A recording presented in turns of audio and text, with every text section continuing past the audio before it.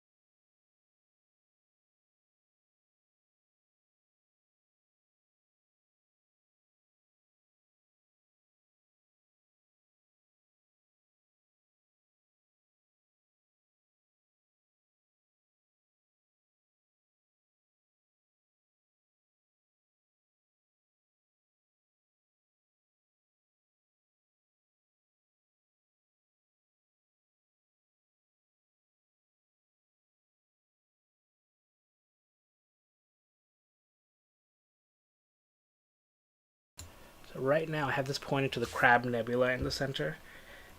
First time imaging M1, Messier 1 with either of the sea stars. So it'll look a little bit smaller than in the S50. So I'm just curious to see what it'll look like. And at like 20 seconds. M1 is a very bright object, so we can already see some data in the center.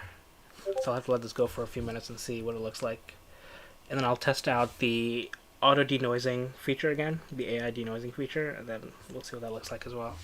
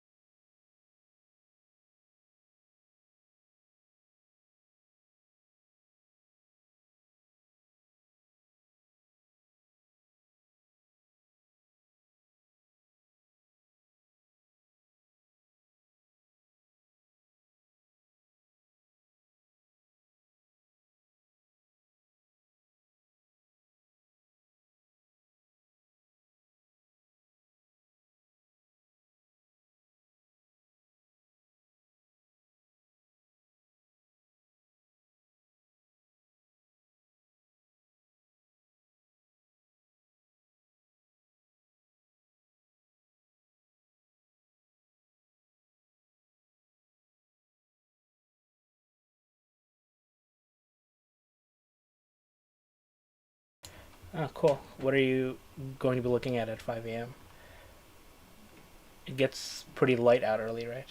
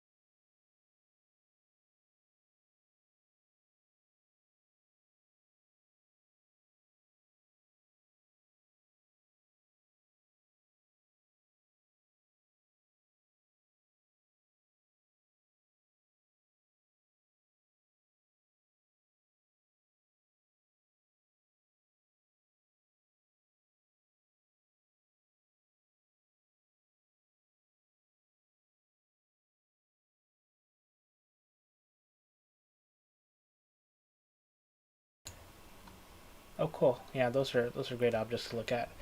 Jupiter is in a good position for me right now, but the Seestar is not a good telescope to look through.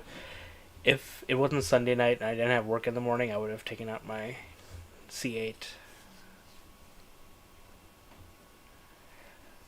I don't know how light it gets or when it gets light. I usually don't wake up before 7.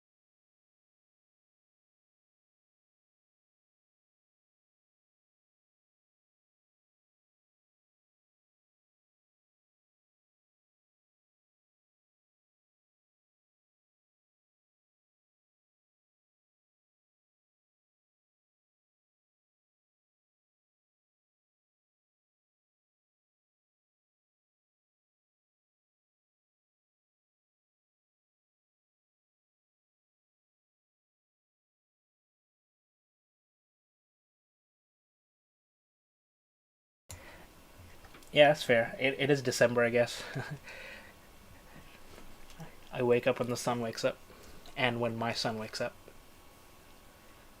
It's all at the same time.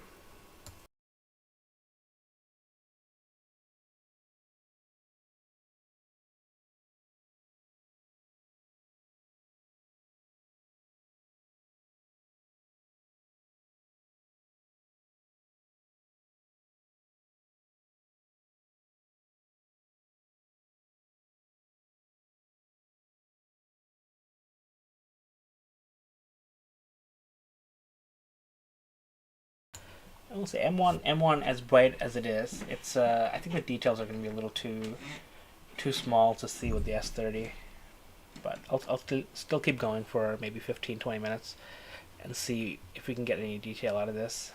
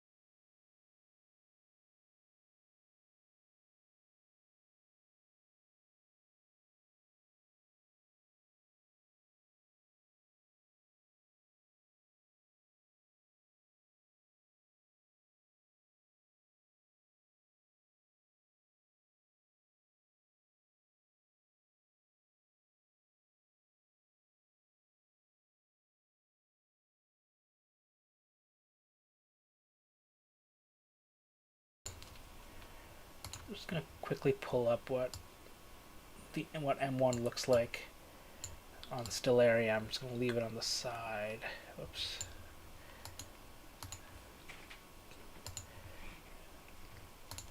Let's see, just like this.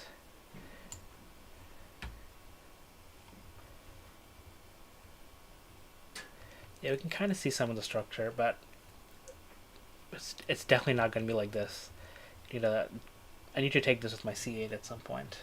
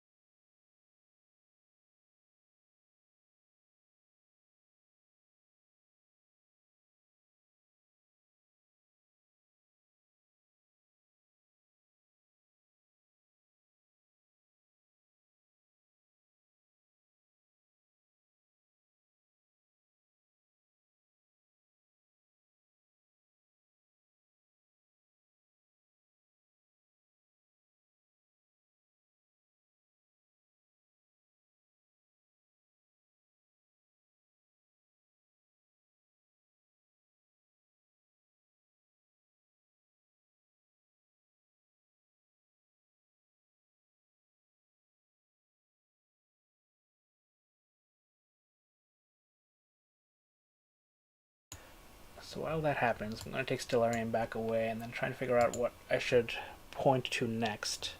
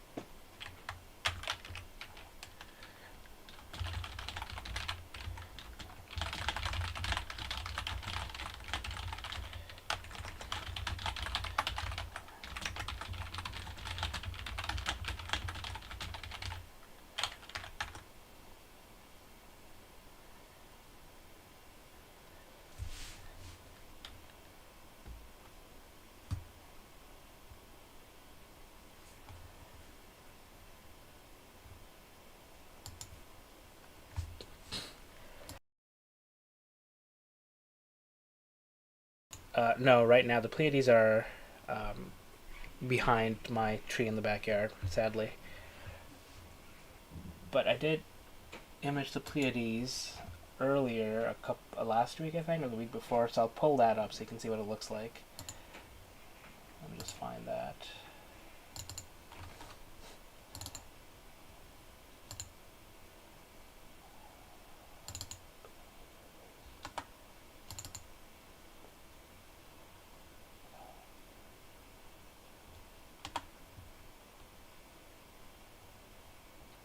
Oh wait, I don't have it. I guess I never did it with the S30. Well, damn, that would have been a good test. I'm having some tree trimmers come by in 2 weeks now.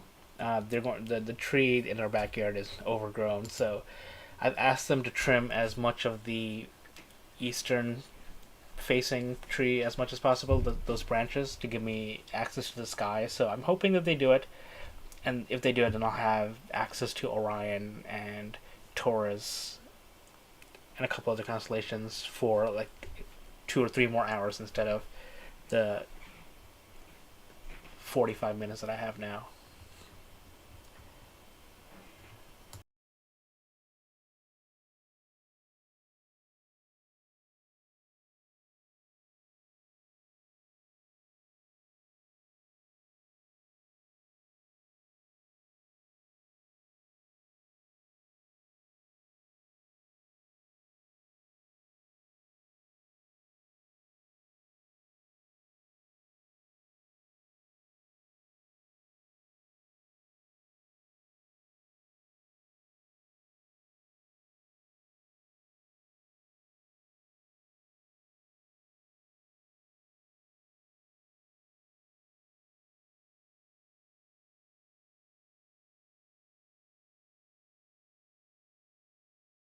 I do have a good view of the Heart Nebula right now. It's just past meridian, so and past zenith, so it should be a nice thing to try and image, especially in mosaic mode. I haven't done Heart in mosaic mode at the S30 yet, so let this go for.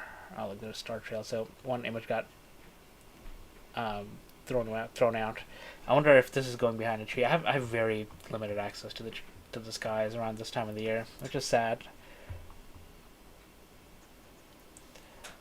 But I'll let this go until maybe 12, maybe 15 minutes, and then I'll switch it to the Heart Nebula, and we'll do a mosaic. But while I'm here, I'll actually test out the AI denoising feature. So it's going to be this option right here. So I'm clicking that. And I've timed this before. It takes about 20 seconds to do this.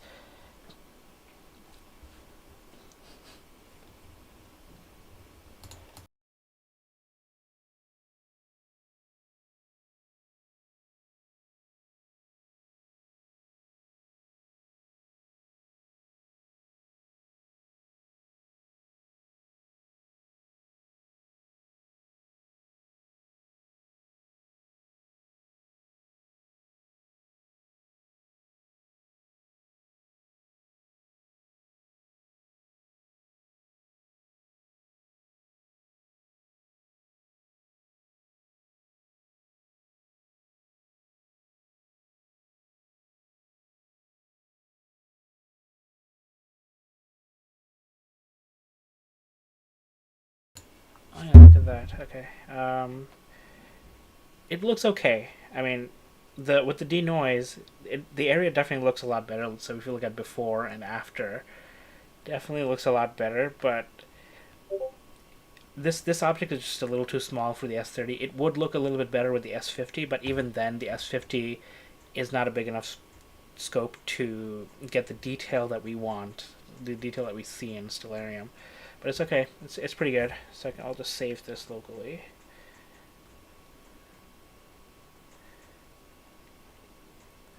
Yeah, so before and after once again. I gave feedback to ZWO that they should let us control the strength of the denoise because it's a little bit too smooth for me. Like I want a little bit of grain because otherwise it just looks weird to me. So we'll see. They said they'll work on it, but we'll see what happens. Yeah, Dan, you said your eastern and southeastern sky is pretty good and clear. That's awesome. I only have the northeast. Also points here from the city. Oh, that's great. Yeah, yeah. I'm in Bortle 8 as well. Um, I wish my western sky was clear. Then I would be facing away from the city of Boston. But west of my backyard is my house, so all those things get blocked. Hey Beverly. Yeah, too smooth for me. That's okay. So yeah, well, I'll let this go for another 5 minutes, do another denoise, and then I'll point it to the Heart Nebula. We'll do a mosaic, small mosaic.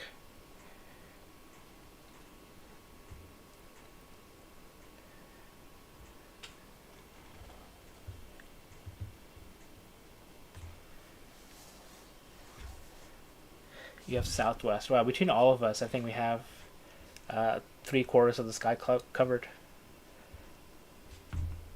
The south is really hard to get. Like even for my astronomy club, like south faces a couple of big cities, so there's a ton of light. Ah, yeah. Oh, Toronto.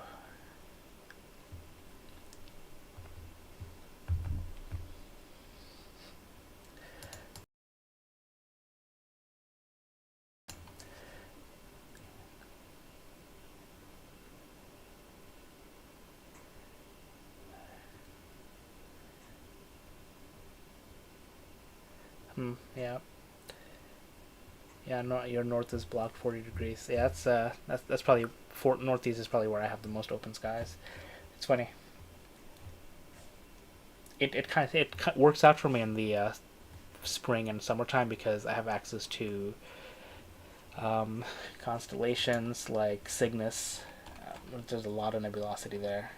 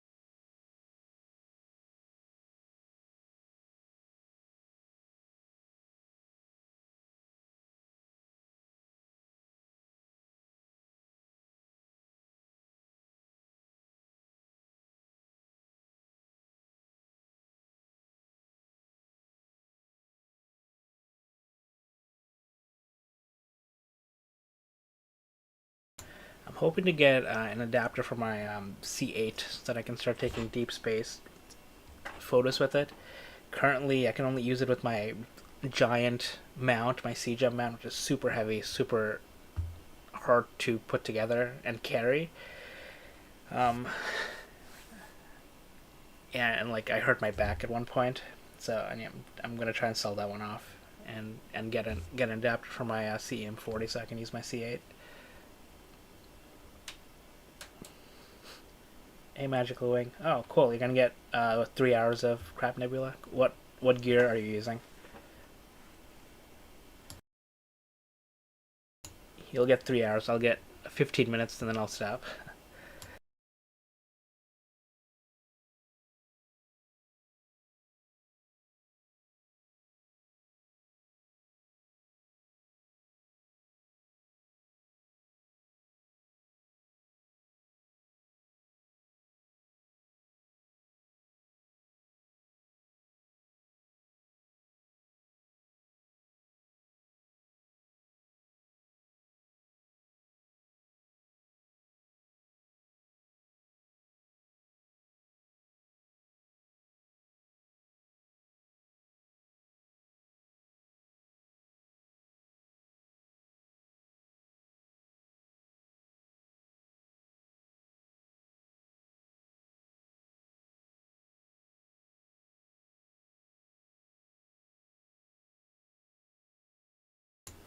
Oh, nice. Yeah, that'll be. You'll definitely get much more detail in the center than I'm getting here. Yeah, it's one of the reasons why I don't want to spend too long on this. And also, since this is a remote star party, we're gonna look at a few different things. Next up will be the Heart Nebula. and then I'll figure out the next thing after that. The Heart Nebula, I'll do a tiny bit of a mosaic. I don't want to do too long because then otherwise it'll take too long. But if anyone has any suggestions, let me know. I have access to the north and the northeast part of the sky only. Some east, but not a lot. Hopefully, in like 2 or 3 weeks, when the tree trimmers come, I'll have more of the sky. That open cluster a lot. M34. I think M34 will be visible. I think I've done M34. Let me see. Give me 1 second. I've done M44. I guess I haven't done M34. Let me see where M34 is.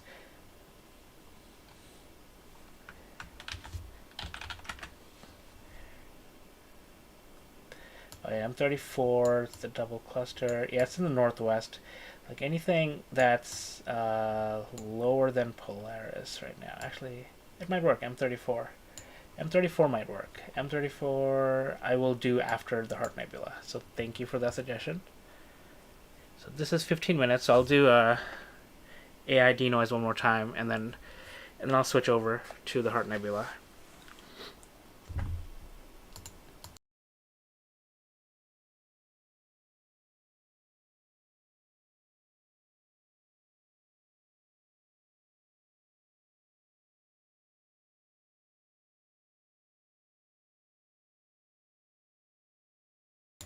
Yeah, hopefully they listen to me. When I last talked to the guy, he said he'll do everything he can to give me more skies.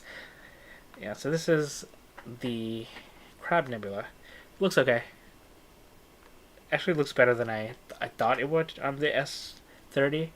So Magical Wing on the S50 will definitely get a little bit more detail than this. So like before denoising and after denoising.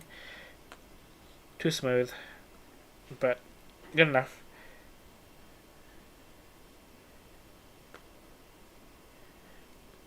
This is also, by the way, taking an image right over like the Boston area, so it's right over the brightest part of my sky right now. Okay, so I will now point this to the Heart Nebula. Let's see, can I find it without searching? Cassiopeia, Cepheus, here we go.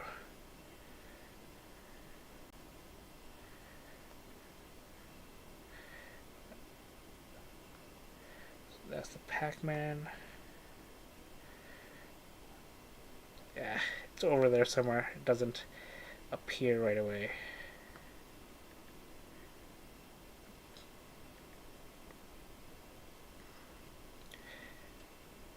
Where was it?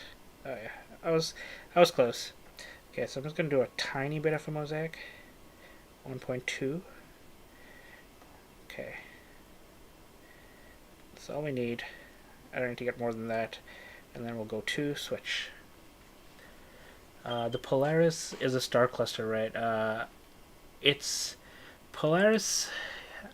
I don't think it's a star cluster. There's a lot of integrated flux nebula there, lots of like interstellar dust there, but I don't think it's an actual star cluster. Polaris may be a binary star in itself, but no cluster there as far as I know. Just a lot of space dust.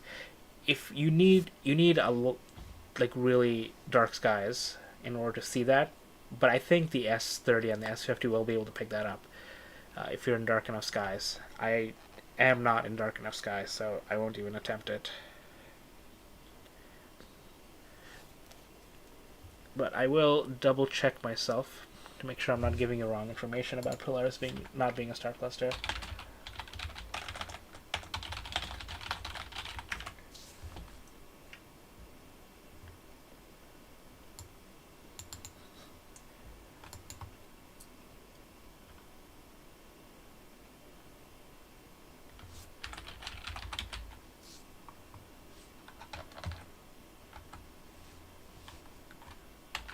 It looks like Polaris may be a triple star system, so it's one more than I thought.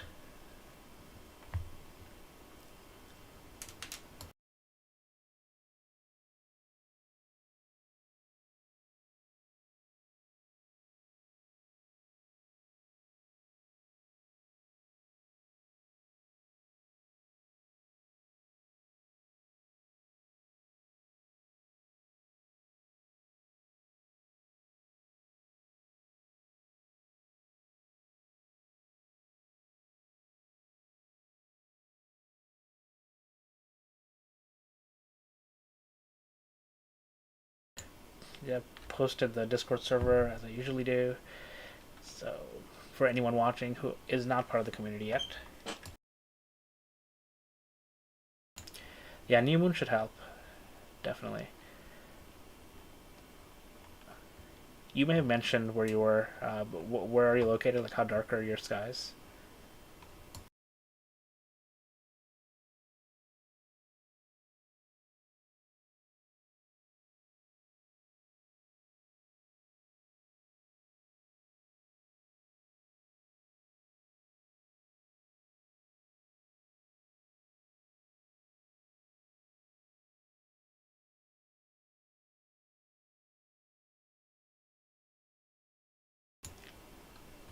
You may have mentioned how dark your skies are, but how dark are your skies that you'll be trying the Polaris Integrated Flux Nebula from? The center of the Heart Nebula is a star cluster. The name of it is at the tip of my tongue. Milot 15. I had to Google it. I couldn't think of it, but it's a really nice star cluster. And right now it's doing a mosaic, so it's going to spiral out.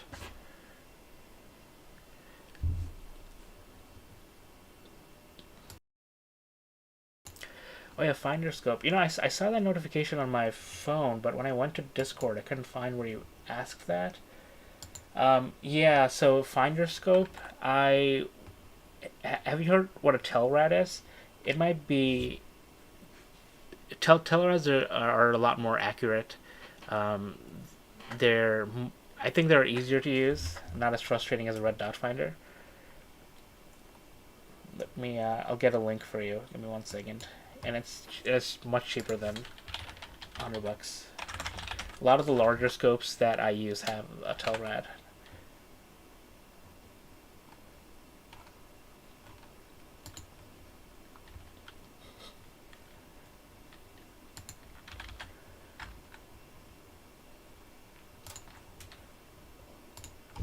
Like this.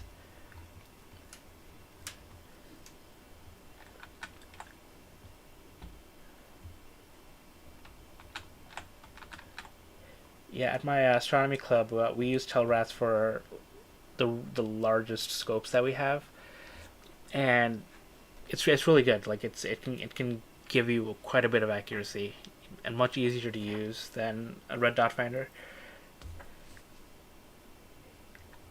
You do have to get used to it. Like everything, there's a little bit of a learning curve, but I think a Telrad is much better than a red dot finder and a reticle. So yeah, sorry I didn't answer your question in the Discord. I just couldn't find where you asked that. I got the notification, but oh, I found it. I had to scroll down. I didn't scroll down.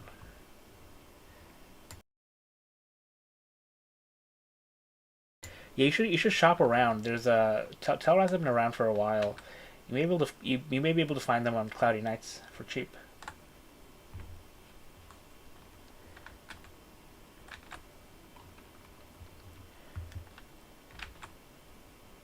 Yep, agree with Vato.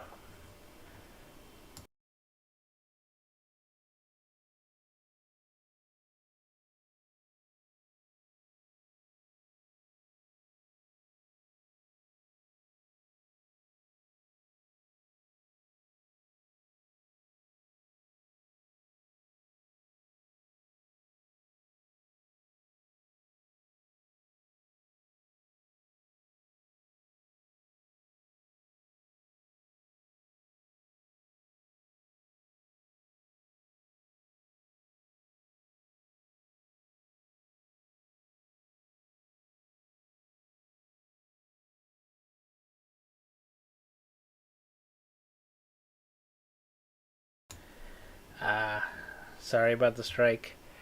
What a time for that to happen. I hope it's over soon. Not the best timing. Oh, cool. Yeah, just have them ship it to Georgia, and pick it up. 7x50 Finder by Dan. I have a couple of those. They're okay. I definitely prefer a Telrad. Telrads do feel weird at first, but like everything, you just have to get used to it. Like with my red dot finders, I have like four or five of them, and yeah, I have to align them so much more than any of the Telrats that I've used. Nail polish. Damn, yeah, I guess you can't get anything. Sorry, that's rough.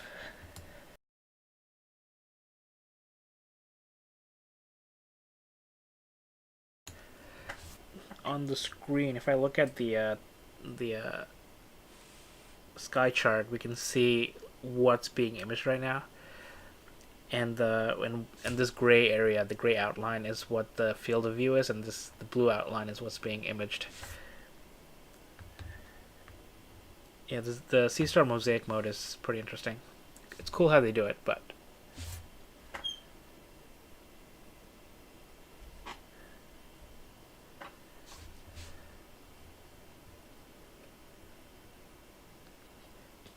yeah, I agreed. It's annoying.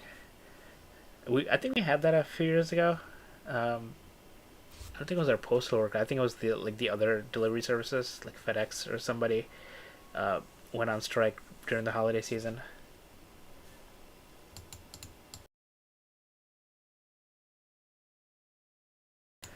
Well, I hope their strike works out and they get what they want, because I'm sure they deserve to get higher pay, higher benefits, whatever they're fighting for.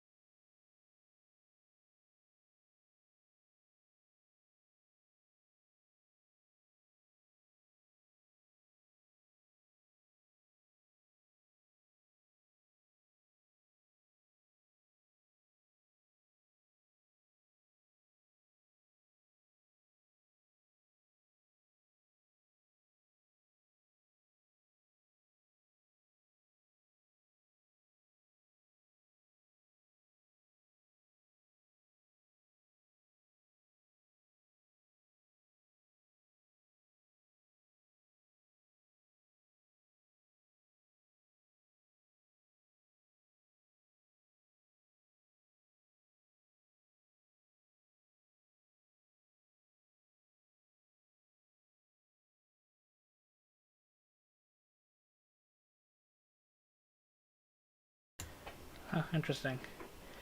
Yeah, I agree that it's a service that we should change it to saying it costs money instead of it's losing money. A lot of politicians use the same arguments in the U.S. to try and decrease funding for the postal office here. No, no need to apologize. It's a good sidetrack. We're looking at the Heart Nebula. We need to have some heart for our postal workers. Is that a good segue back?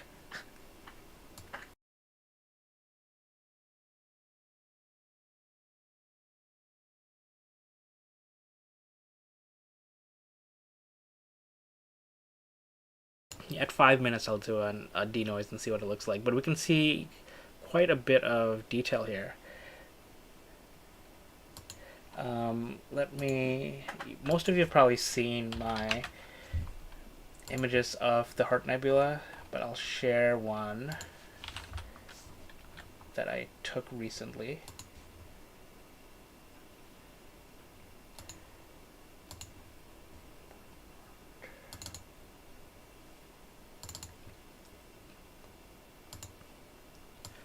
So this was with an actual astronomy telescope, an actual telescope, and an astrocam, 71mm astrocam. So it's about 2 1/3 times larger than the Seestar S30. So just to compare what we see in that telescope versus S30. and the orientation is kind of the same.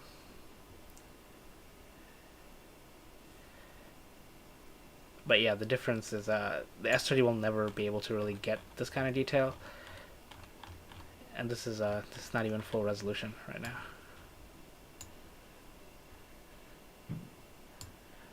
Yeah, the Heart Nebula is probably one of my most imaged objects in the sky because it's available to me all the time. And since I have 5 minutes here, let's do an AID noise and see what that looks like.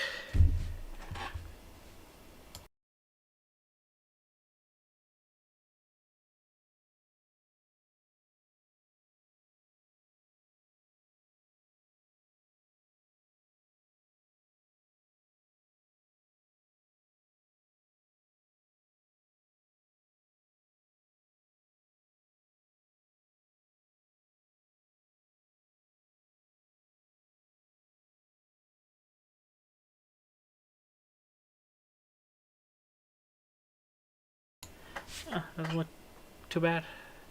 I mean, you can clearly see the outline of the nebula here.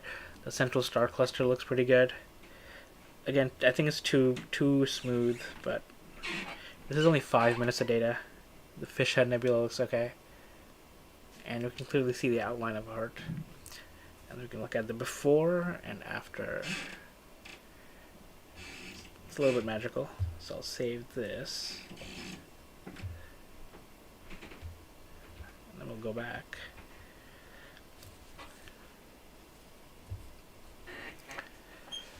And then I think I'll do this for maybe another 10 minutes or so, and then I'll do M34 as was suggested.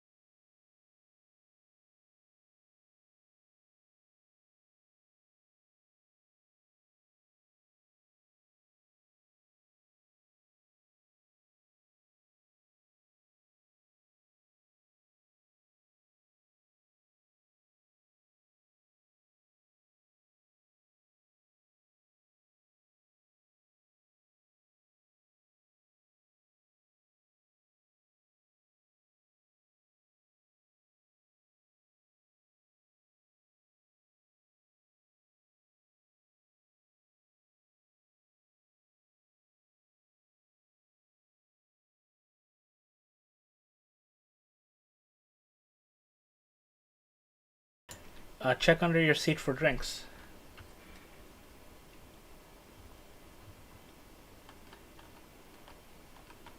It should be there if you just keep looking if you don't find it.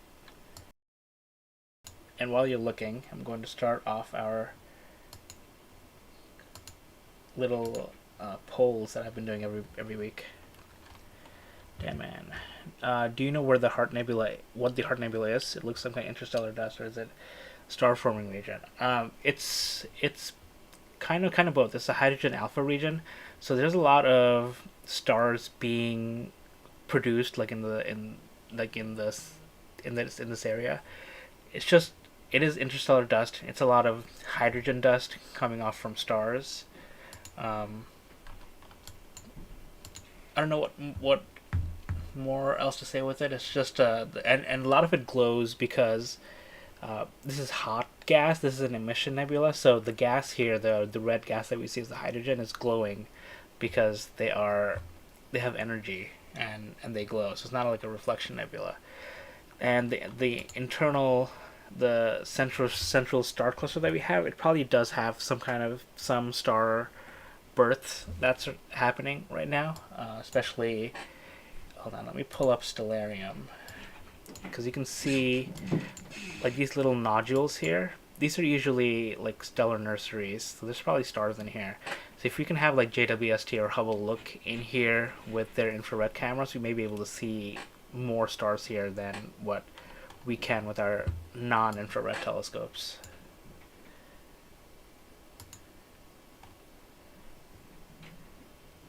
Hey, great, you found your Gatorade. I know because uh, I just know. I can't tell you how I know.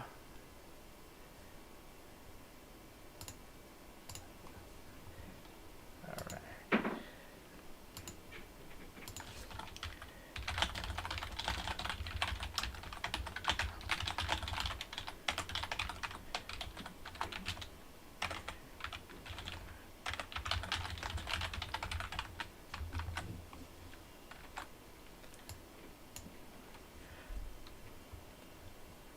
Alrighty. We got our first poll started. I wish YouTube recorded these answers somewhere because some of them are really fun.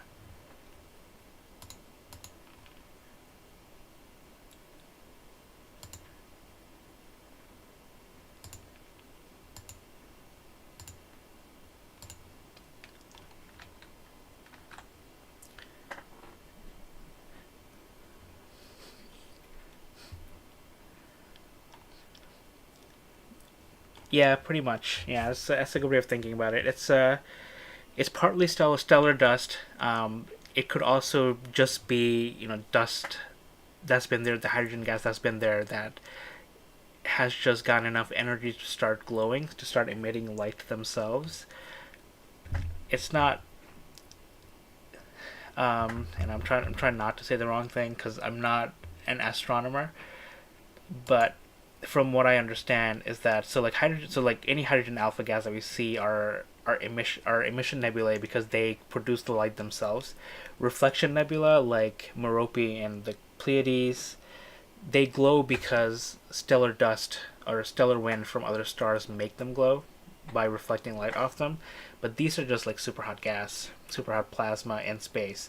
It just happens to look like the shape of a star because humans love seeing patterns, and like down here it looks like a fish head. Yeah, I'm probably not explaining right. I should definitely look that up. That's a really good question. It's like one of those things that makes sense in my head.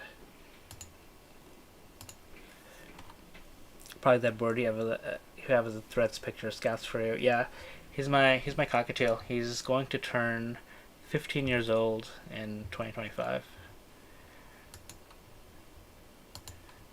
He's an old birdie now.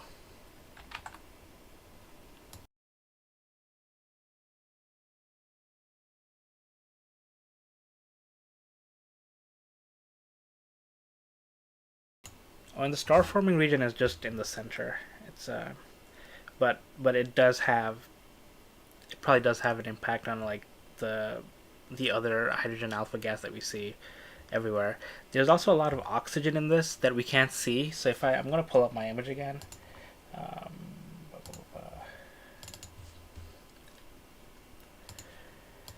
so like all the blue that we see is oxygen. There's also oxygen here. So that glows because of stellar wind making it glow. So that's kind of a reflection.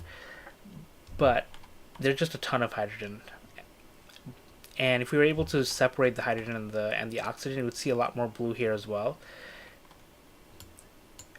But like all this orange and all this yellow, it is just hydrogen gas glowing.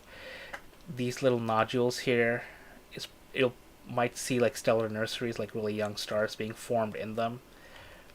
we need like infrared space telescopes to tell us, to show us what's in there, because I'll pull up an image from of M16.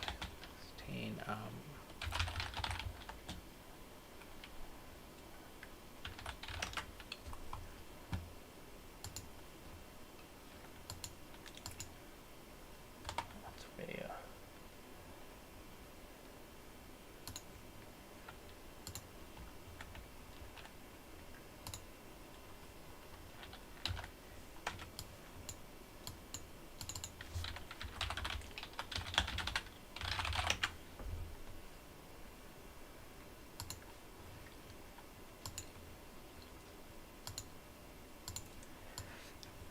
So I think this is probably a good example. So you have the pillars of creation from Hubble.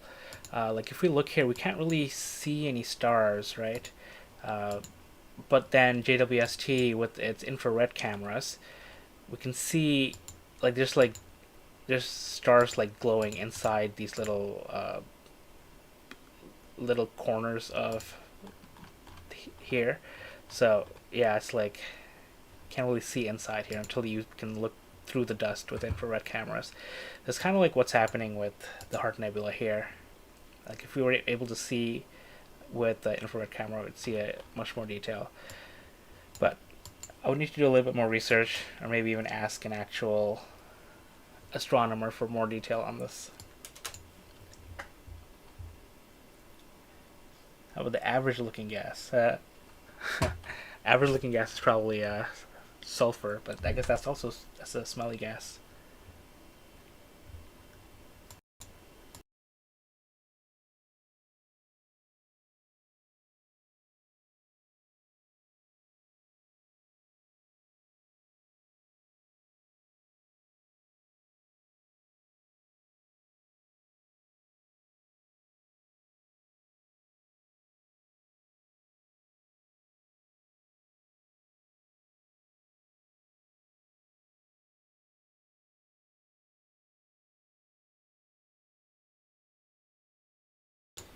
Yeah, I'm surprised Hubble is still up, and hopefully we're able to launch a few more of the space telescopes that we have planned over the next decade or so.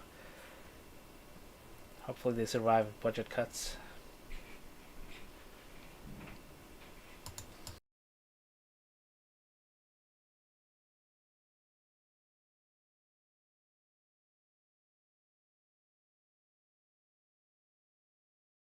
This thing is 11 minutes now, so I'll do another AI denoise and see what that looks like.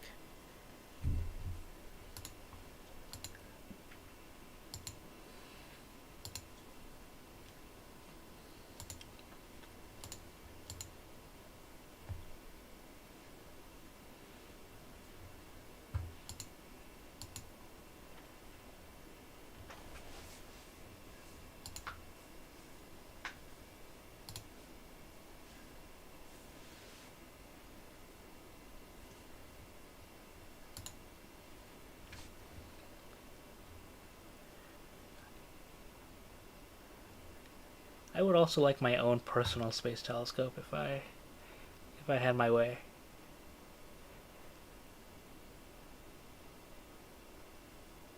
Ah, there you go. Yeah, I think it looks a little bit better. I don't think it translates that well when I'm looking at my computer screen versus when I'm looking at my iPad. There's definitely a lot more nebulosity. The mosaic mode isn't getting as much detail on the top left corner here, but still looks pretty good. The central star cluster is starting to look pretty good. And then if you look at the before and after, definitely a little bit of magic and a little bit too much magic. Yeah, looks like the AI denoising is what makes the top corner dark.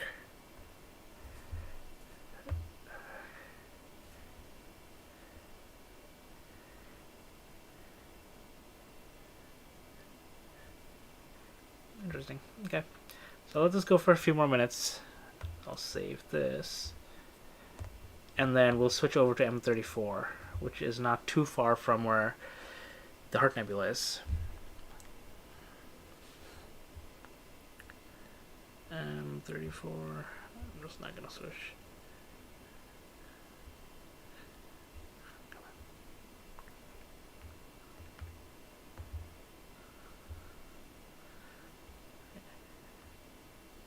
Yeah, so we're shooting at the blue and we're gonna go to the red. I'll give it another 3 minutes, so I have 15 minutes of data. Does the S30 have the ability for you to use O3 filters and whatnot? Yes, so this actually comes built in with dual narrowband filters. So this red icon here, when this is red, it means that it's using the dual narrowband filters. And by dual narrowband, I mean one filter that has both hydrogen alpha and oxygen 3 filters. So it gets both of them. The only difference here with this telescope versus what I used for my image here is the amount or the width of the light spectrum that's being passed. So this is passing 20 nanometers of oxygen 3 or 30 nanometers of oxygen 3. I forget which one, 30 or 20 nanometers, versus this one, which is passing 7. So the lower the number, the sharper the data is. So it's one of the reasons why my image looks a little bit better or a little bit sharper with the blue. I'm able to get this out more. If I was able to take this and then try and get the blue out of this, which we can do with software, it would look not as good as the other one. But the other one is also much more expensive. That filter costs just about as much as the S30. Yeah, anytime. Um, Catching up to the question. So if you have enough data, it would show a lot more than. Yeah, you need a lot of data. So my other Heart Nebula, this was 4 hours of data. So this was exactly 4 hours of data, and with an actual telescope. With the S30, if we were doing mosaic mode, I'd probably need to shoot this for like 7 or 8 hours at least to get something nice. And I should actually try that one day, see how much data I can get, and then try it out. Question from Dan Man: Do I have any thought about taking my best rig and doing a kind of Hubble deep field where you point your scope in the same spot for weeks? It's not too much work in data. My problem is clouds. I'd be lucky to get enough time to be able to stare at the same space for a long time. The longest I've done on any one region is I think 22 hours on M82 years ago, and that was over a month. So it took me a month to get less than 1 day's worth of data. So if I had more clear skies, if I moved to like Arizona, I think I might be able to do that. But I would love to be able to do something like that. Get like 100 hours on a specific region of the sky. I just don't have enough clear skies. And since I live in a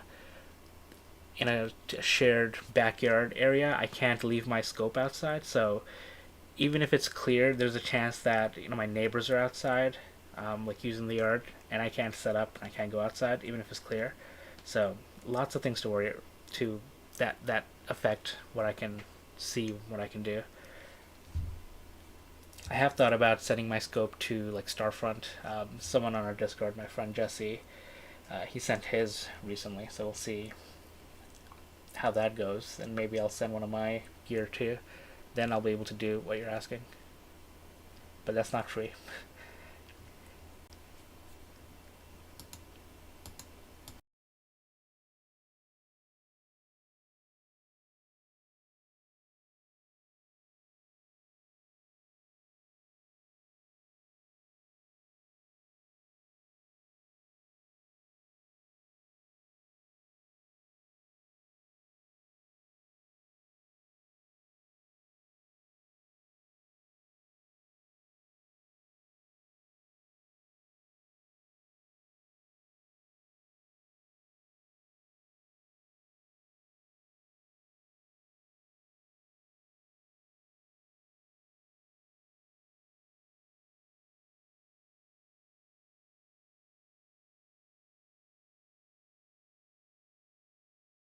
So we've got a minute left, and then I'll switch it to M34.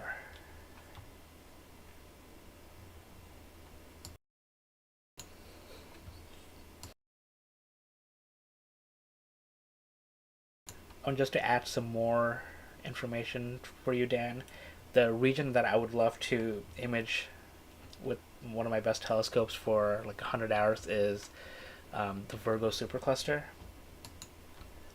I'll pull that up. I have taken images of it in the past, but I don't think I've ever shared it.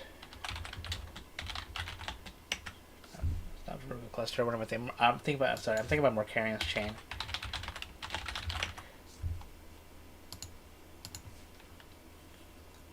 Yeah, so there's a Wikipedia on it. There's a ton of galaxies here, and some of these have a lot of detail. So I'd love to just stare at this part of the sky for like 100 hours and see what else I get, because there's like lots of like faint galaxies. Like if you look here, like here, here's one,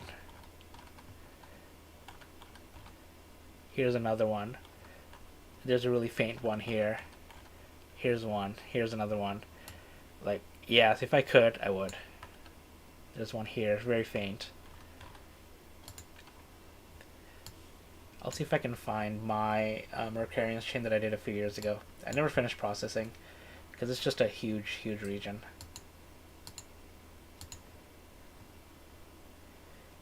Yeah, the Virgo supercluster. No, I don't know why I keep calling it the Virgo supercluster. It's Mercurian's chain. Is a good object in galaxy season, like around March, February, March is when it's a really good time to see it.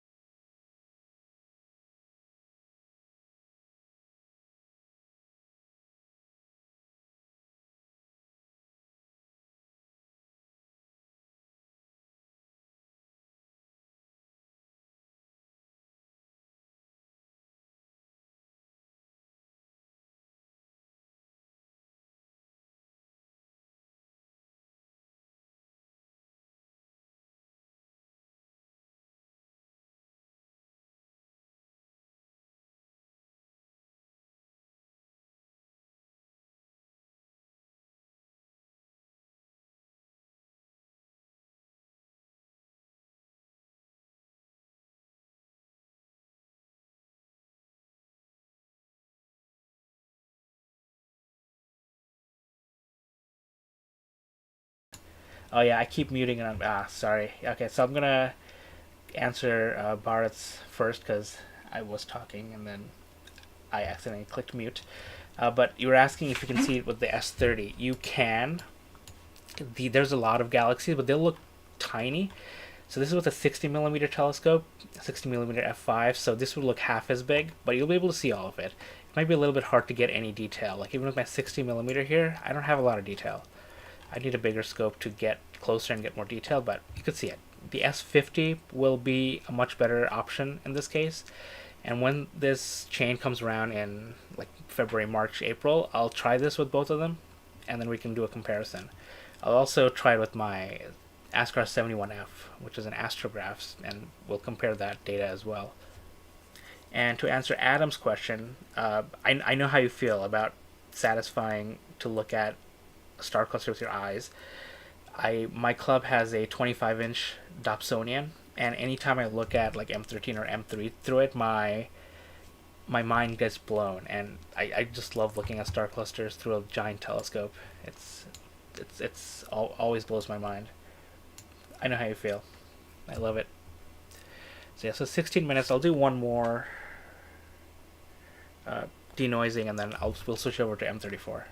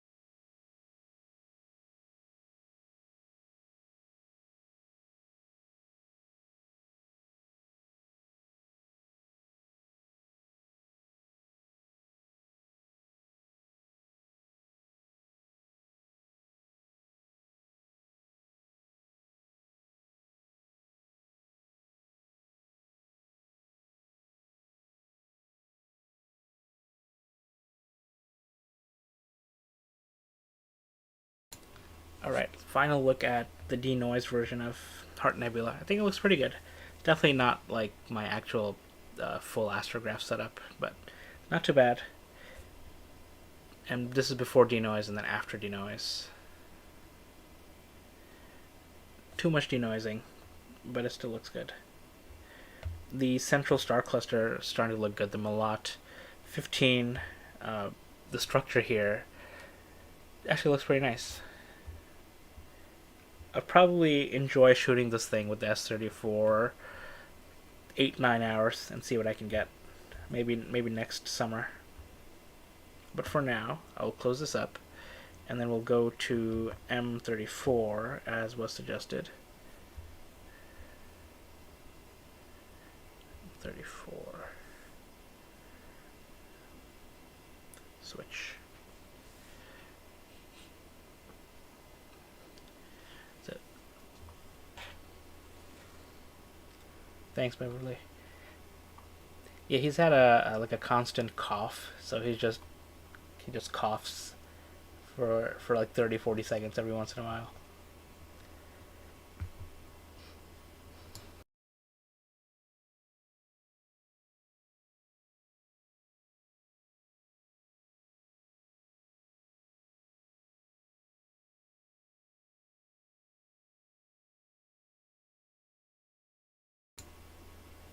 Thanks, Masperia.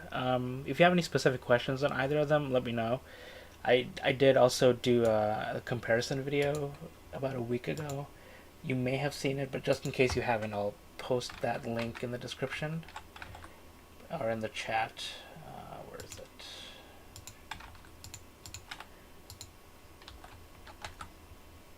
Yeah. So if you have any, if you watch that video, and then if you have any specific questions, feel free to let me know. You can also join our Discord. I'm more than happy to answer questions there as well.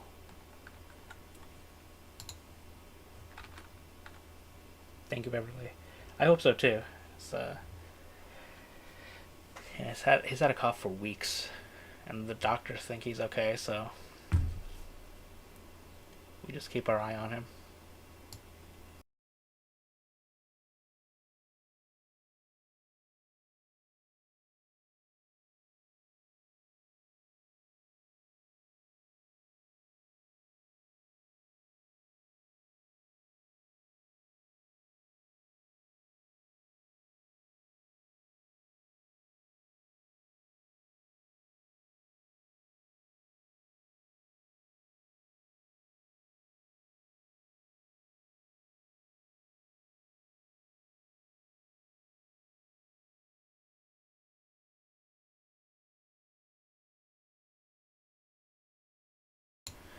Anytime. Thanks for the suggestion.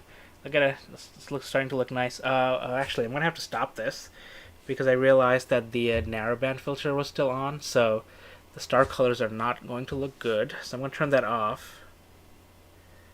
There you go. So now it's white. That means it's off. And now I'm going to do another autofocus because whenever we take filters off or put them on, the focal point changes because the glass changes the focal point. So it's always good to do another focus. It's probably not really noticeable when you're doing visual or with like a really wide field camera like I would with the S30, but once I start processing these outside of the S30, I'll notice. So it's good to do for autofocusing. It only takes like 30 seconds.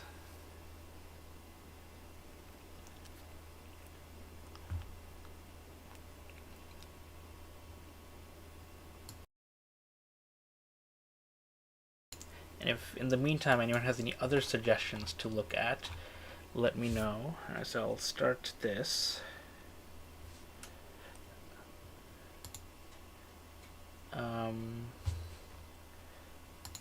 Yeah, so just as another reminder, the only part of the skies I have access to is the north, a little bit northwest of Polaris, the northeastern skies, and some eastern skies. So I'm pretty limited.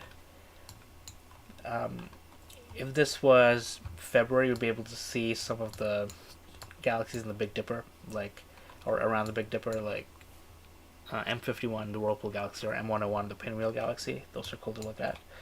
But we're still a couple of months away.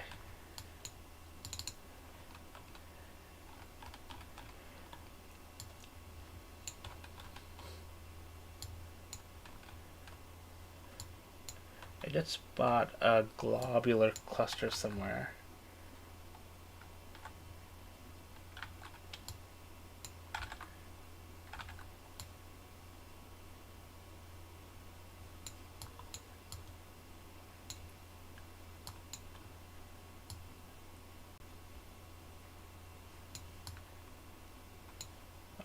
Here it is. It's called the Intergalactic Wanderer. It might be a little bit too small, but NGC 2419 could be the next one I point to.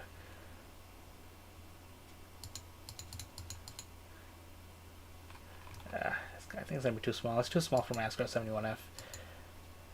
Like when I look at Stellarium, I'll bring it up.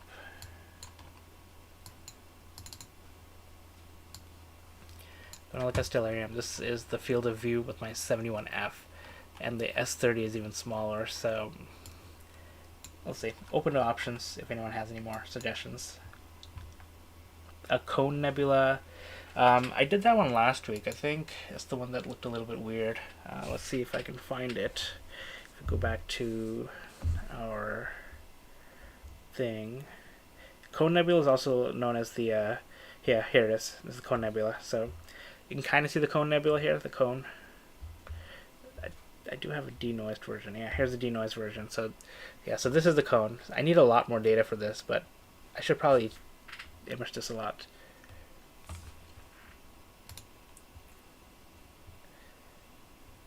Yeah, we did Cone nebula last week.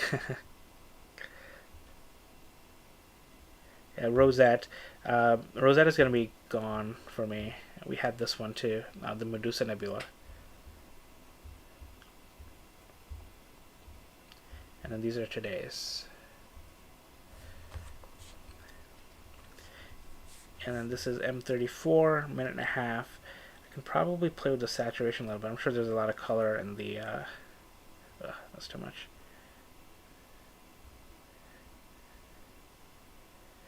I just see a little bit of star trails. These stars look elongated. M34 is kind of near the zenith right now, so it could be why. Like, stars in the zenith always, or objects in the zenith always look weird. So it's possible that's the reason.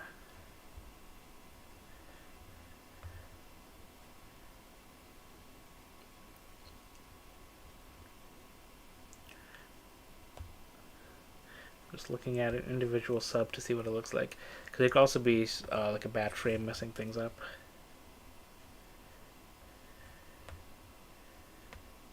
Yeah, it could be just a bad frame. This sub looks okay.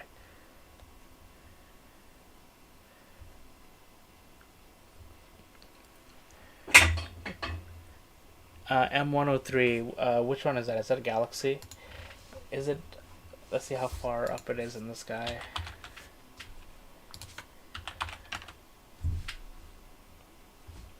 Oh, no, it's an open cluster. We could try it. Where is it? It's right under the Heart Nebula, over Polaris. Okay. Yeah, I can do since this is an open cluster, it's just stars. I'll do this for 7 or 8 minutes, and then I'll switch over to M103. It's lower in the sky, so I don't want it to disappear behind my neighbor's house.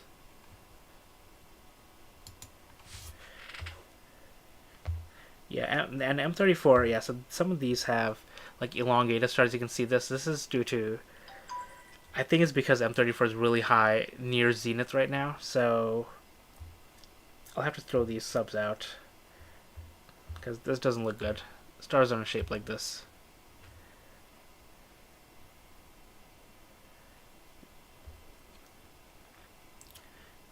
And the newer images look fine, I think. Because if I let this one load.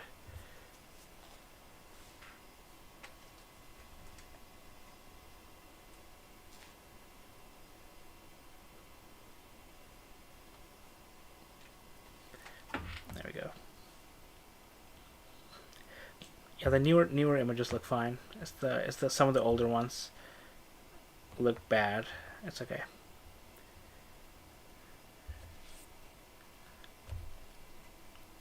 Still a good looking cluster.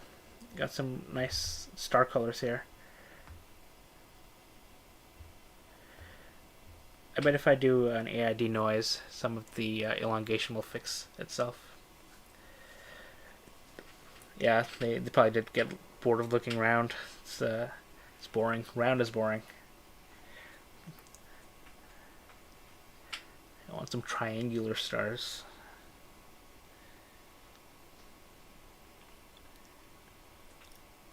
An intergalactic pyramid scheme. NGC 663. Let's see. Oh yeah. I might be able to fit both of them in the same view. So we'll see. That, NGC 663, M103, NGC 654, and NGC 659. Alright, so this is the field of view with my 71F, and the S30 should give me a wider field of view, so maybe I'll get all of these at the same time. Okay, so I'll try that. I'll give M34 a few more minutes, and then I'll switch over to that. Thanks for the suggestions, Dan. So yeah, before and after. And yeah, they look better, but even then, like you can see the star shapes are kind of eggy. Not my favorite, but I'll have to do this object later again when this is not near zenith. But I will save this image anyway.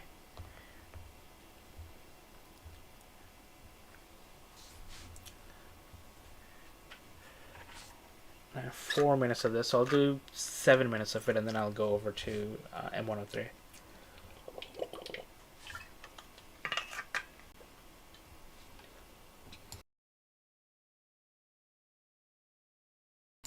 Also, since this is a Sunday night, I have work tomorrow. I'm probably going to stream for another until 12:15 a.m. and then I'll pack up and then have to go to bed. Sadly. Are there any convenient galaxies you could look at? So it'll be the same M81, M82 right now, which is the two that we've been looking at every week. So I can point to that. Those are really nice galaxies to look at. Anyway, and well, you gotta ask another question. What is galaxy season? Oh, galaxy season is when we're on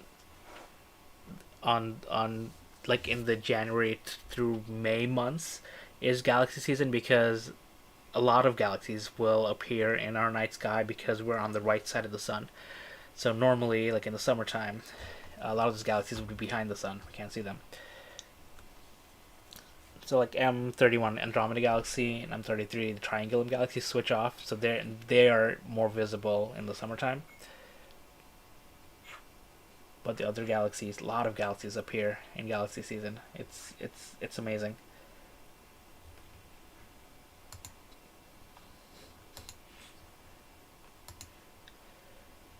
Yeah, then the live stream should get a little bit more fun. Yeah, January is when we'll be able to look at a lot more galaxies now. If I had a wider view of the sky, but I don't.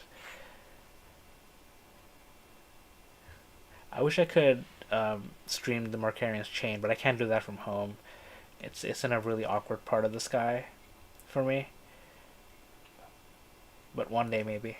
I'll have to go to like I have a friend who lives in Connecticut with a big yard. If they let me live stream from their house, then I'll be able to do it.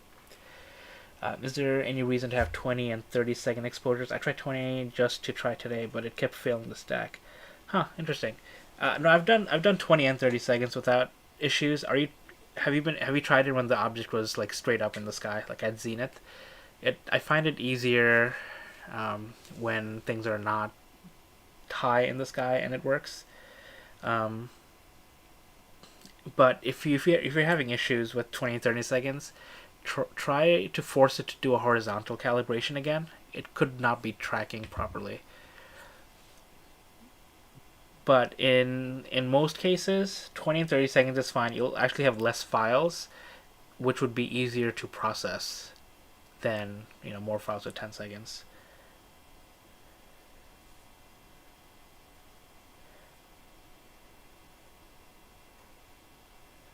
Oh, cool. Yeah, let me know how the Vista is. Sounds like an interesting scope. I did look into that and the Edu Snap as well. put put a Seestar on a huge drone. I like that idea. Like, who needs a space telescope when you can have a drone telescope?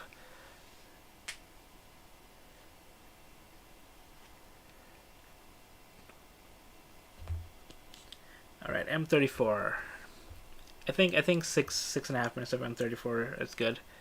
I'll switch over to next suggestion from Dan, which was M103. Let's see if I can find all of those all of those star clusters, right?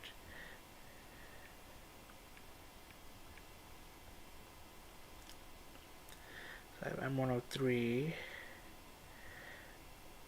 No, it's the sensor is just too small. I can't get all of them at the same time. But I have the Shrimp Nebula here. Okay, that's sad. The field of view is a little bit too small. But C10, I think C10 is. Let me just double confirm. Yeah, C10 is NGC 163. So fine. I didn't want to do mosaic, but I'll do it.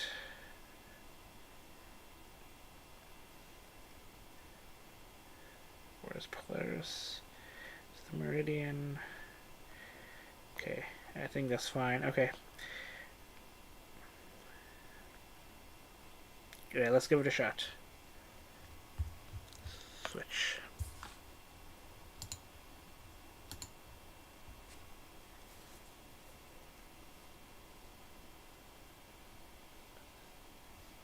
Fingers crossed, Beverly.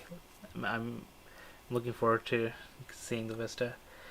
Can I put Seestar on my roof? I wish. Roof is, we have one of those slanted roofs, so no real place to put it. It would also probably pick up every single step in the house by everyone. I just need like a really tall pier that I can put like, make it like 300 feet tall, go above the trees.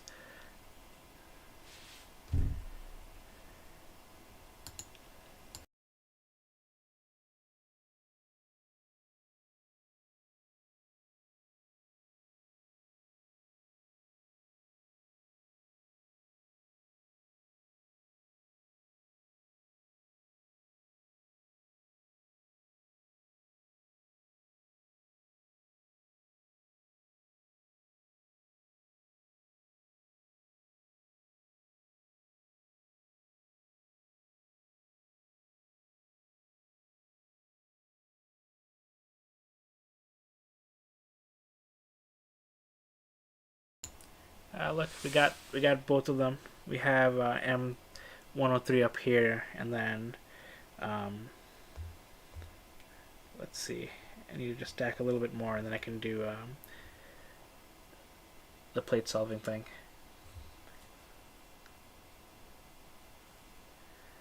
Oh, nice. Does your deck get vibrations at all?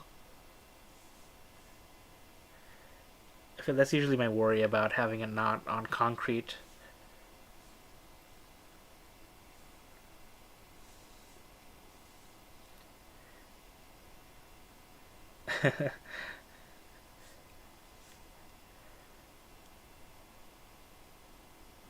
I mean, your balcony is probably more stable than it's probably concrete, right? It's probably like iron rebar underneath that makes it a little bit more stable. I used to do a lot of my astronomy when I was in New York from our roof. It's like an 18-story high, and the roof was very stable. Like you couldn't feel any vibrations anywhere.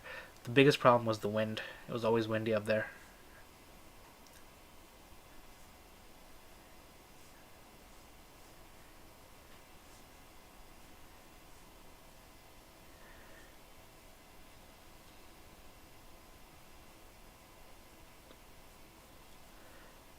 Cool, cool.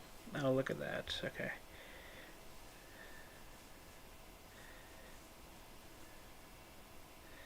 Alright, so it's getting C10s. We're gonna get M103 last, right? I think so. Let's see. Yeah, so M103 is the bottom right hand here. It looks pretty cool. I like it. It's small, but it's very bright and colorful. And then we have NGC 663 up here. It seems to be a little bit bigger, but less colorful. And then NGC 659 here.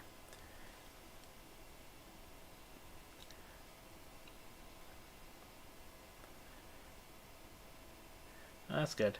I don't know what it was about the building where we lived. It was the tallest building in that area at 18 stories, and even when it's quiet everywhere else, it's always some kind of wind. It's like the wind rides up or the air rides up the sides of the building, just goes on the roof.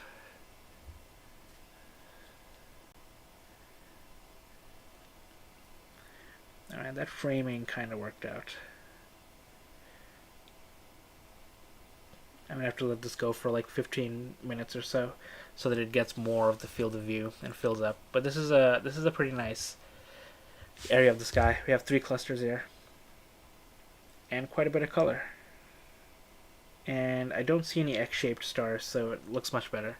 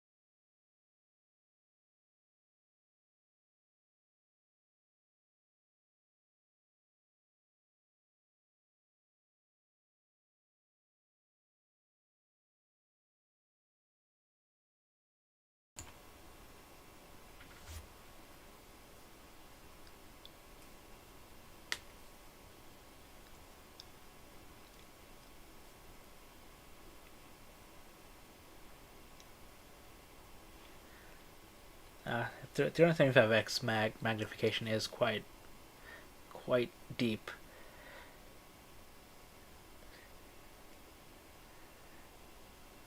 Yeah, I was trying to do I think 200 or 250 with my 8 inch a couple of days ago, and I had a lot of issues with the seeing conditions. They were just super amplified at that magnification.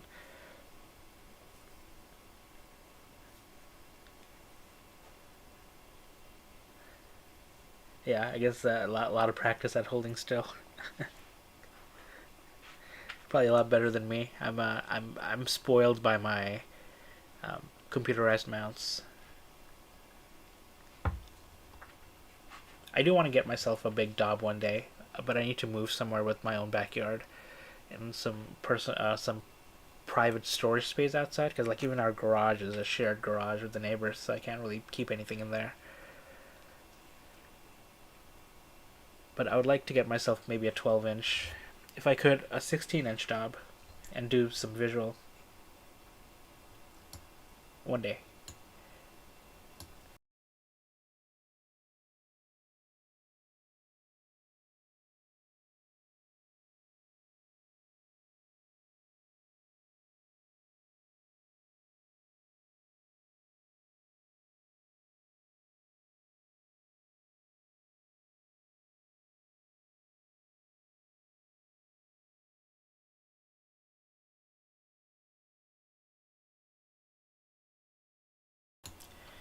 Yeah, I mean, there's two doors to get into the garage. Like we have the left side and they have the right side, but uh, the door to get into the garage, if you're not going in through the front garage doors, is on our side. So they have to like walk through our side of the garage to get to theirs.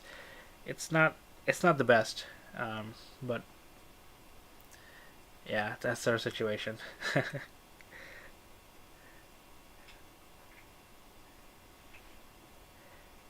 Hopefully, we can move out at some point. Oh, cool! Yeah, like having your Dob move smoothly is a game changer. I've used Dobs where the felt padding or whatever helps with the smoothness. It has worn out, and those are rough to use.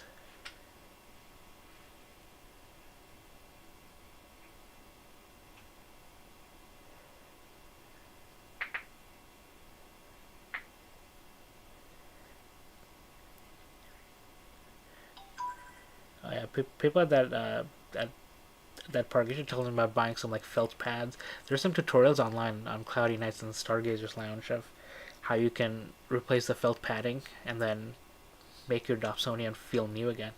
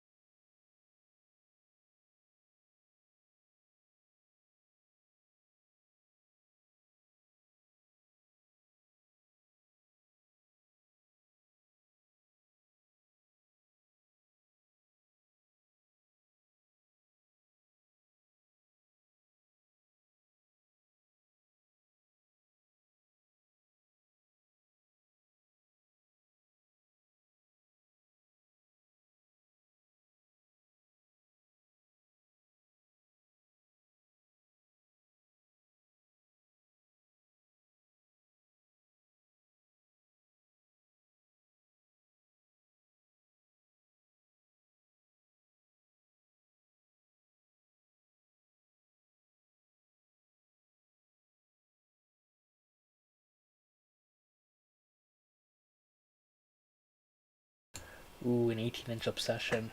I think someone in my field has an 18-inch Hubble optics. It's an amazing telescope.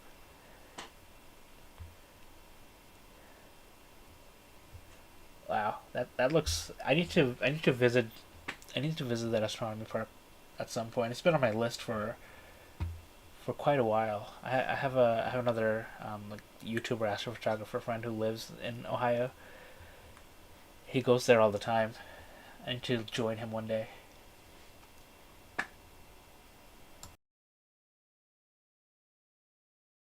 And the 6-inch refractor from the 1930s must be heavy, because back then it was all metal. Everything was metal. My 6-inch SCT is pretty light. I think it's only 8 pounds, and my Edge 8 is probably 12 or 13 pounds. A 6-inch refractor from the 1930s is probably like 25, 30 pounds.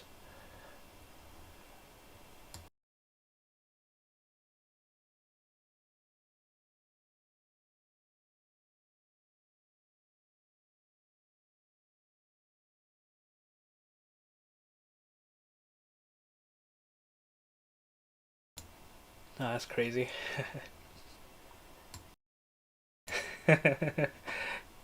Yeah, metal lenses. Like, hey, what am I looking at?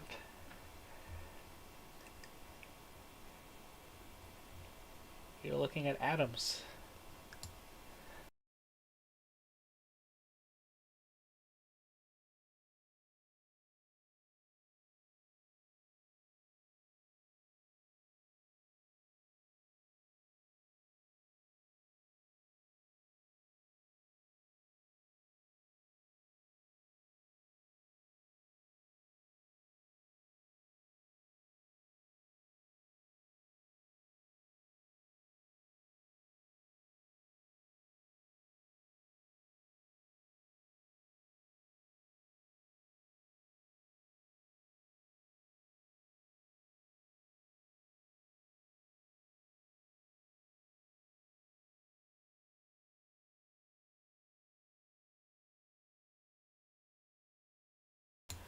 That's cool. My astronomy club has a 16-inch Meade SCT that I've been using for planetary imaging and viewing. It's Yeah, it's a great telescope, but it's so old, so big, so loud. I don't think I have a picture of it on my computer here.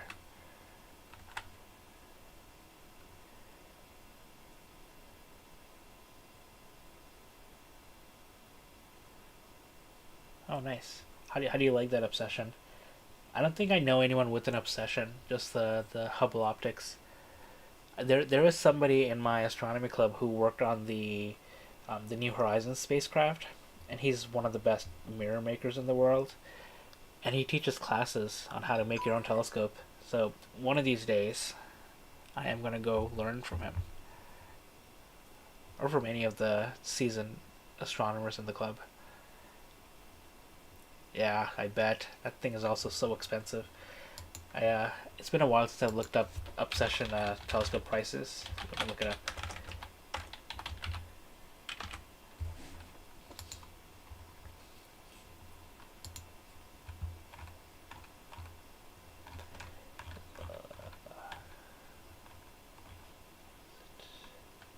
Yep, it's $8,500 for an 18-inch. Insane, but I kind of want it.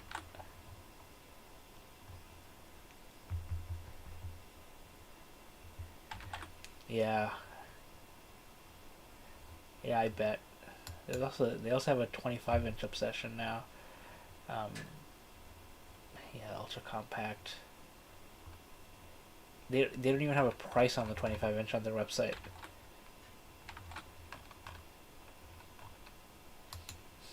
The 22-inch, $11,500.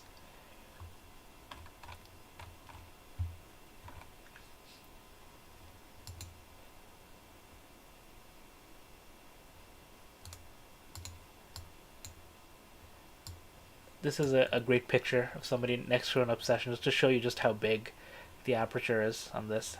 And this is not even their biggest telescope.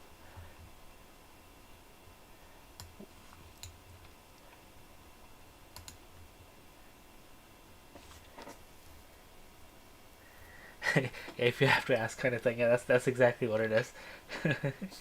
it's a it's one of those menus.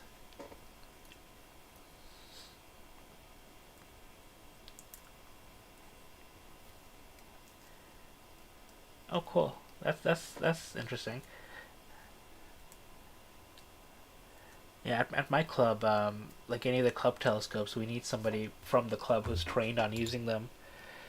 They need to be with the scope if there's like a public event happening, so that people from the public can't use it. It's more like a insurance thing because we are on grounds that's owned by MIT, so we have lots of rules that we need to follow. You, that's true. You can use a dab as a house. It's cheaper than a house. But where do you go to the bathroom? That's awesome. That's a really nice thing to do. Another reason for me to visit um, John Glenn. Do they let you mount phones to the eyepieces for some cell phone astrophotography?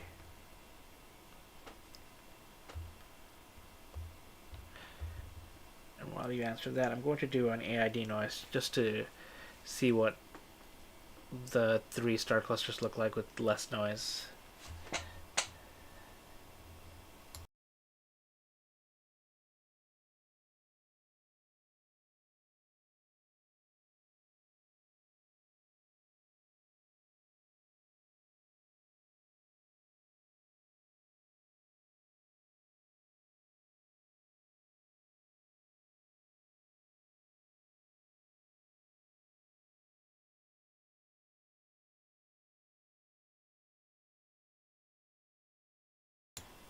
Cool.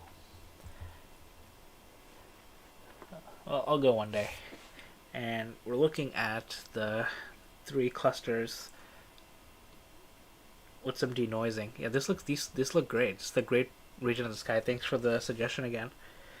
So we got a messy object and two NGC objects. Looks great. So like before, lots of noise. So this is kind of magic. The only thing is that the field rotation or the corners here are a little bit. They get more black with the denoising.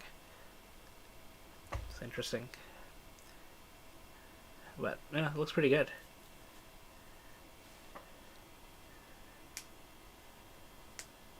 Yeah, I'd probably bring my own phone mount. I have one that I carry with me because of my star parties, because of my outreach. I usually have one with me, so like kids and the public, I'll let them mount their phone to take quick pictures.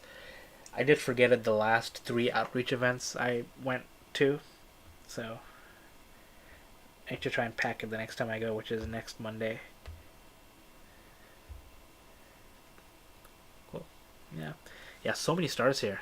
This is like I love this region of space. And like there's like two bright eyes looking at us here. Oh, three eyes. It's a good triangle. Cool. Yeah, this was a great suggestion. There seems to be like another star cluster here, but I don't think this has a name.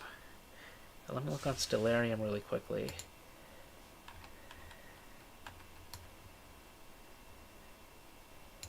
Oh yeah, it's the NGC. Is that NGC 659? No, this is NGC 659. So that one is.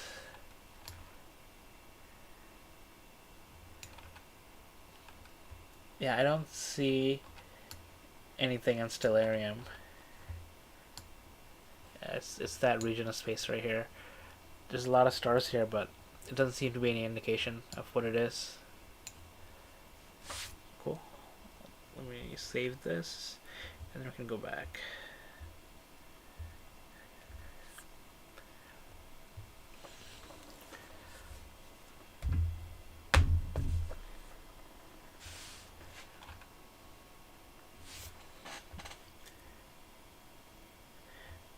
It's interesting. There's like four really close stars here. They look kind of egg-shaped, so there could be multiple stars there. So I'm surprised.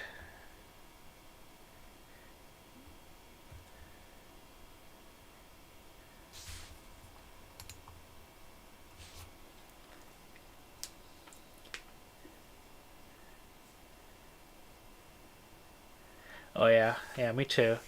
I got lucky for opposition last year for Jupiter, so I'm not crossing my fingers for this one. I'm not gonna think that I'll get lucky 2 years in a row.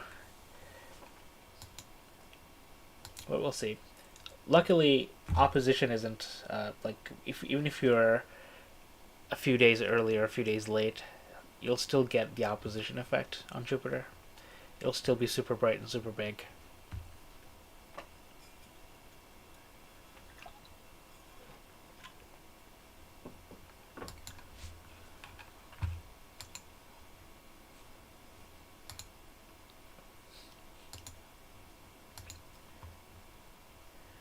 And I also started looking up the Hubble optics telescopes that I know somebody from my clubhouse has.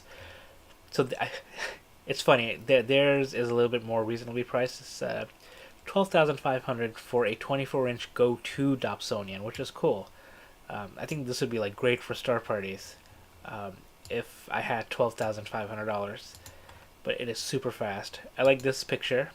It is taller than this dude. It is light.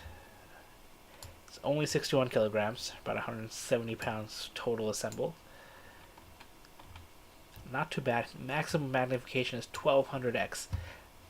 Insane. I want one. But I probably will never own one. 16-inch. This is like more reasonable, and like the light dot that's not Go 2 is a little bit better. It's like, yeah, it's like so much cheaper. I think this is the way to shop. You know, you start out with the most expensive one, and then you go down to like this thing, and you're like, wow, it's $10,000 less than the other one.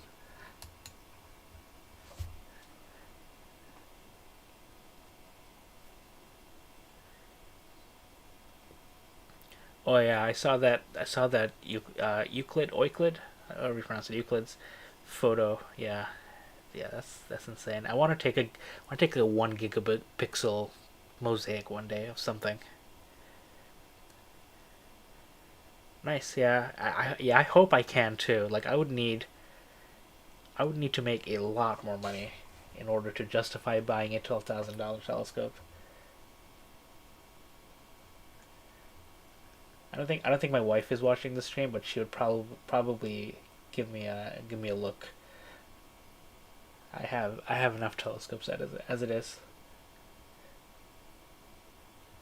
Yeah, yeah. Maybe that's how I should present it to my wife. Like, hey, look, uh, 12,000 is so expensive, but $2,400. We could not send our kid to daycare for a month or two. She's too smart for that. She's not gonna fall for it.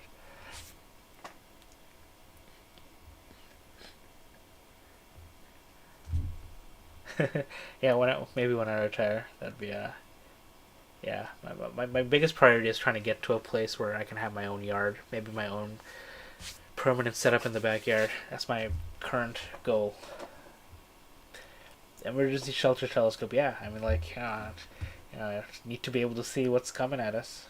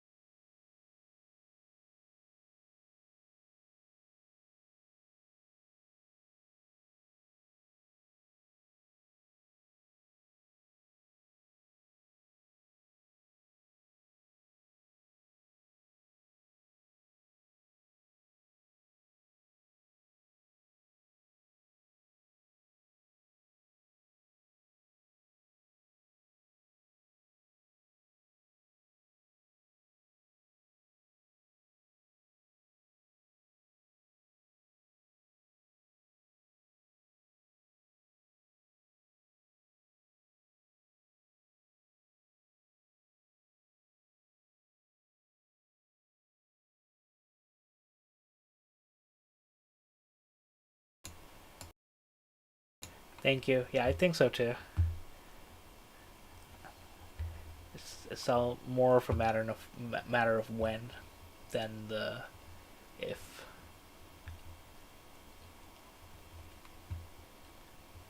Oh, is it? Let me look up the 8012. It's been a not that I'm gonna buy it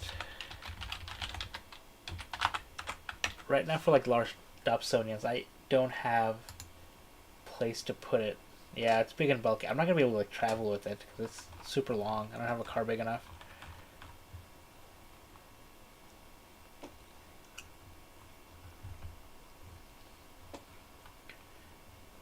That would be a nice Dob though. Um, but anyways, we are at 12 minutes on this, so I'm going to try and find another object. And I think I did forget about the polls that I used to run. Let me look at that really quickly. Looks like the Crab Nebula one. So I'll end that. Do another poll.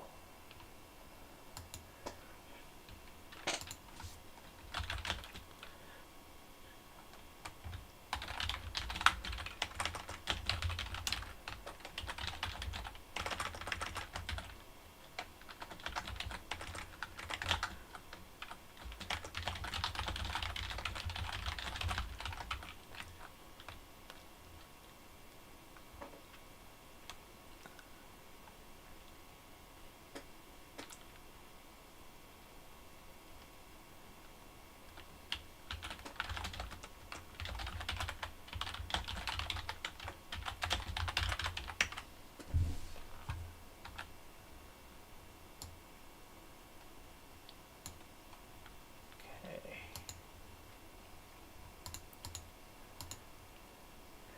Oh, cool. Yeah, the Orion version. I think they're all made at the same place, right? And I think the Orion is kind of like a collector's item now because they went out of business. Yeah, I have an Orion Fun Scope. It's a really nice, cool tabletop Dobsonian, and an Orion 100 millimeter Acromat that I'm gonna have to keep forever now. Yeah, Mars is at opposition in January. It's getting there. M45, no, M45 is gone for the night for me. Sadly, I have like a 45 to 1 hour window earlier in the night to do M45, so I would have to start at this live stream like 3 hours earlier if I wanted to catch M45. But Sunday nights usually have a lot more chores around the house with work tomorrow, daycare tomorrow. It's a hard time. But maybe once the tree gets trimmed, I'll have more space in the future. But M45 is gone, and I think I'm going to just shift it back to M81 and M82. That's how it ended the last three live streams, so I could keep this on topic or keep it the same. So I'll do this for another 2 minutes, and then we'll do an AID noise, and then I'll switch it over to Bodes and Cigar, and that'll be our last one, I think, before I log off for the evening.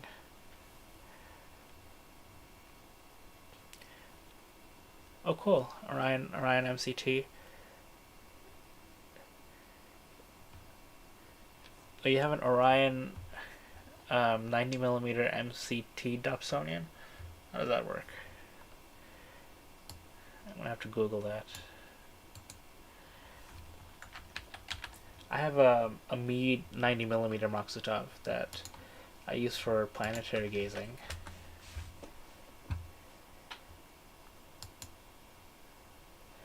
The Orion Star Max. Yes, I've seen these. That's cool. Yeah, this is like a classic telescope too.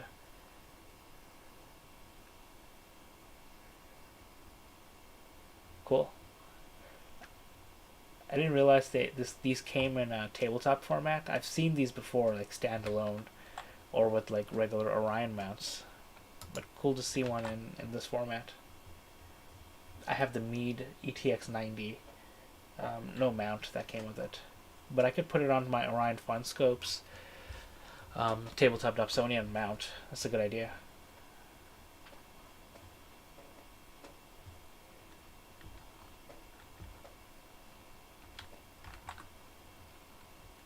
Yeah, these scopes are really good. I also have a Vixen 100 millimeter. Is it 100 millimeter? I can't remember. 92 millimeter Vixen Maksutov. It looks cool, but the optics are not great.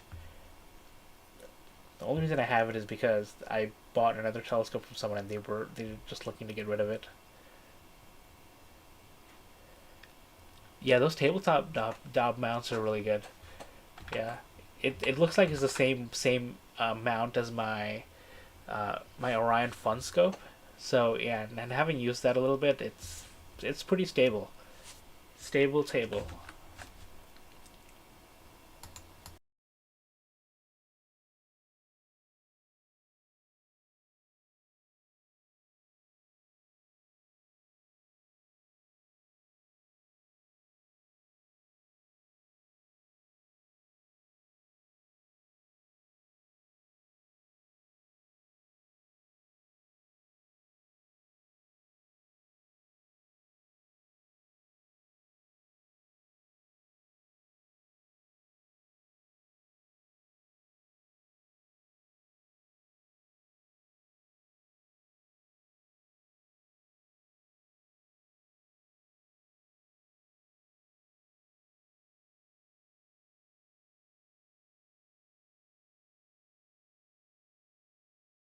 Oh, nice. How do you like the binoculars? I have some huge, I think zoom out binoculars that I haven't really used.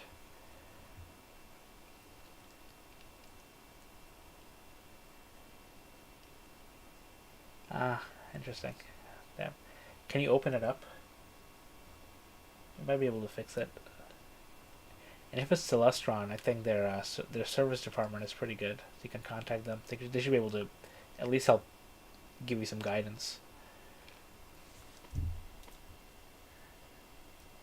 Oh, cool. That's good to know. Nice.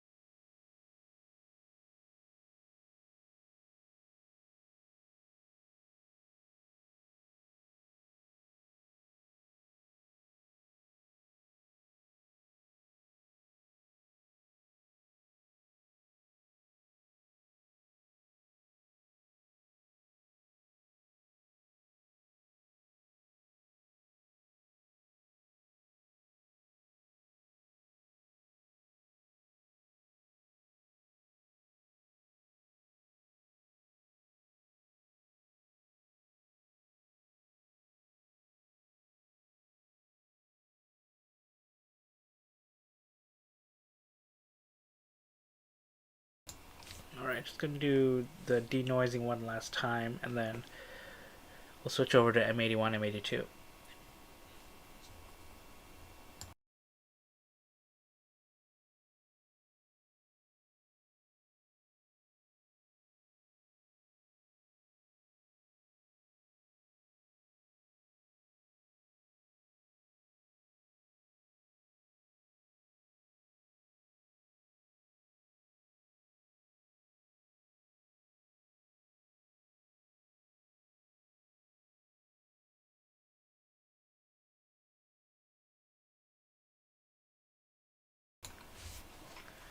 Wow. This actually looks really good. So if you look at the before, oops, like before and after. Yeah, I think denoising like on star clusters is much better than nebulae. We lose less detail.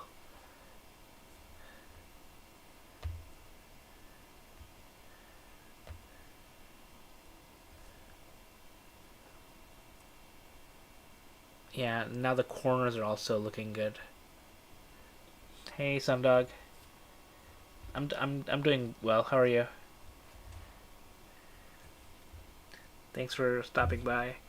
We are looking at 3 star clusters here. Yeah, it does look good, Beverly. I agree. Cool. Happy with it. 3 official star clusters and an unofficial one here. Oh, I can't zoom in more than this. Okay. So I'll save that, and then we'll go to our favorite M81, M82.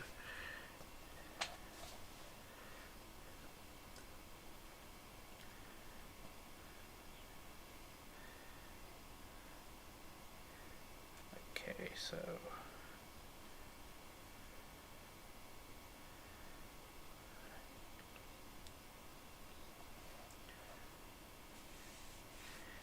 M36, yeah. I think it's not gonna be available. Let me quickly check before I move away where it is. Yeah, M36 is.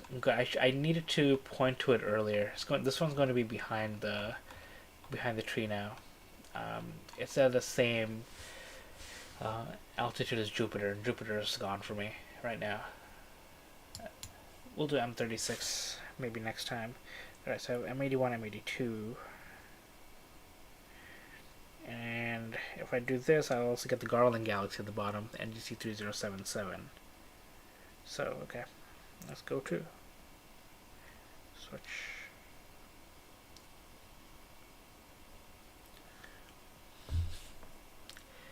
And while this finds and starts capturing, I will be back in a couple of minutes.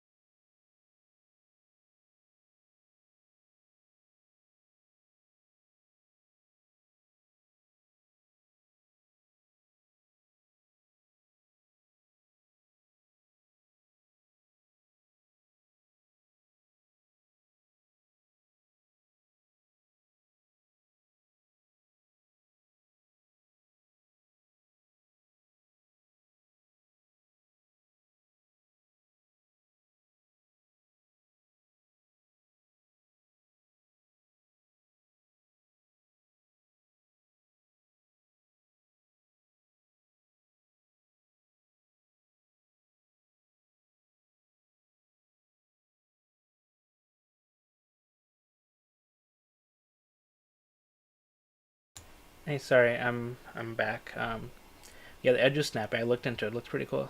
It's pretty similar to the Vista scope that Beverly is getting, I think. The Owl Nebula, I think it's in a bad location. Let me look. Yeah, Owl Nebula is, um, yeah, it's coming up now, but it's not going to look good in this telescope. So if I show you the field of view with my 71 millimeter aperture, this is what the field of view looks like. It looks pretty tiny. In the S30, it'll look half as big, at well, less than half as big. So it'll look a little bit weird. But it also won't be high enough in the sky for another hour, I think. So it's 2056, yeah. Let's look at the time. Yeah, this is gonna be. So before I close down, I may be able to go a little bit longer than 12:15. So before I close down, M81 and M82, maybe I'll switch over to Owl Nebula M97 and then see what we can get. But probably not for another 20 minutes or so, 25 minutes, because I need to give it enough time to get higher in the sky. Otherwise, I'm pretty sure this is behind my neighbor's house. My neighbor's house is like up to here. But I'll look for you tonight. I know I couldn't last time that I did this. It was just bad timing.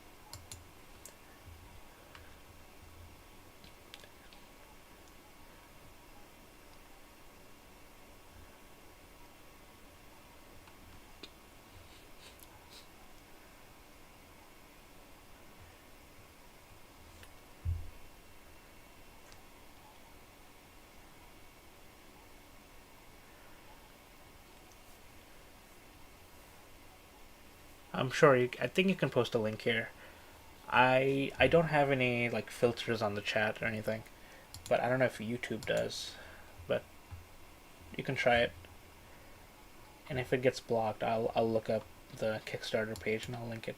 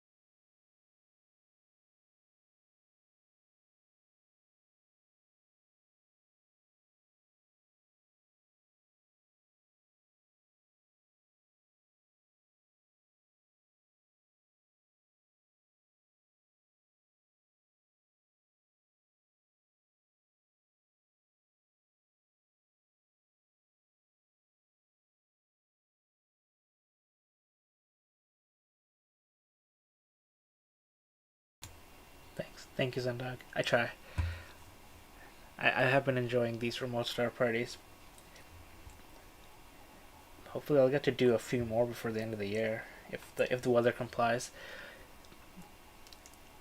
I hope I get clear skies on a Friday or Saturday night. Then I can go for another 2 to 3 hours, no problem. Sunday nights are just tough.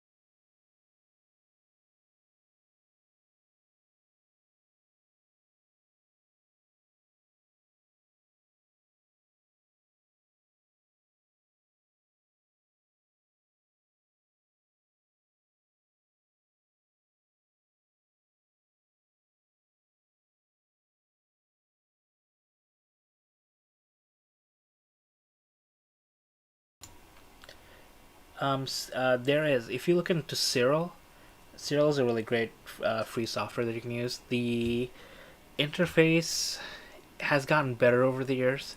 And there's lots of great tutorials on it, especially on their website as well. But Cyril, I'll link to them below.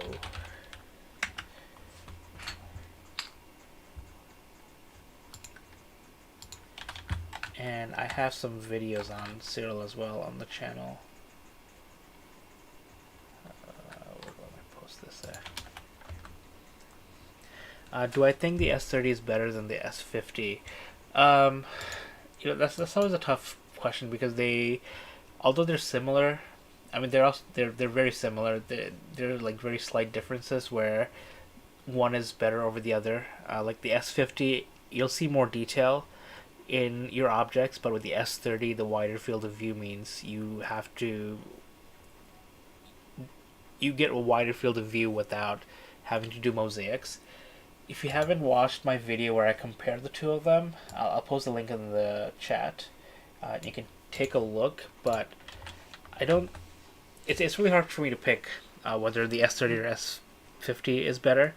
If I had to pick, I'll probably just stick with the S30 because I do a lot of outreach, and the S30's wider field of view is better fitting for me.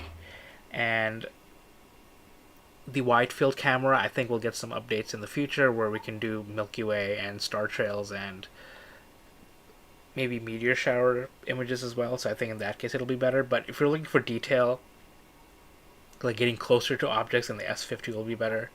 S30 has a better, more sensitive sensor. Yeah, there's a couple.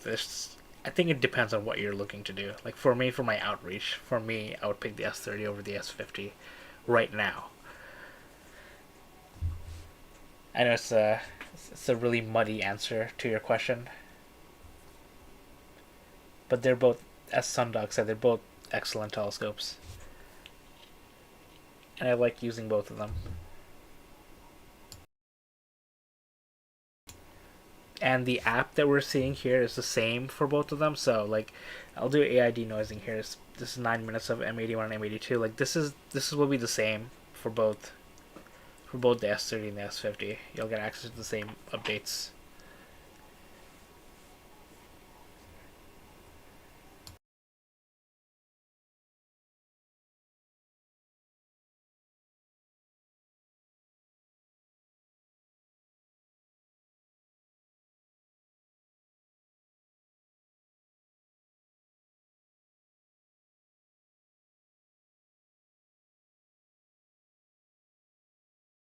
Yeah, and if you have any specific questions, let me know. I'm happy to clear up anything. And then here's M81 and M82 uh, with the denoise. It looks pretty good. But again, my complaint always is that it does too much denoising. I reached out to ZWO asking them if they can let us control the strength of the denoise, and they said they'll look into it. So we'll see what happens. But like for example, like if we look at this area of M82, like this is after denoise and before denoise, we can see that there's actually some more detail here, and that's because there is. So the denoise kind of smooths that out and gets rid of them. Yeah, it's a little strange. And there's also like a little star here, like where my mouse is. You'll see that it disappears because of the denoise, because the denoise software thinks it's noise instead of a star. So it's not perfect yet, but it does look really good. Yeah, before and after, and the Garland Galaxy looks okay. It's less affected because it's small and fuzzy. Cool.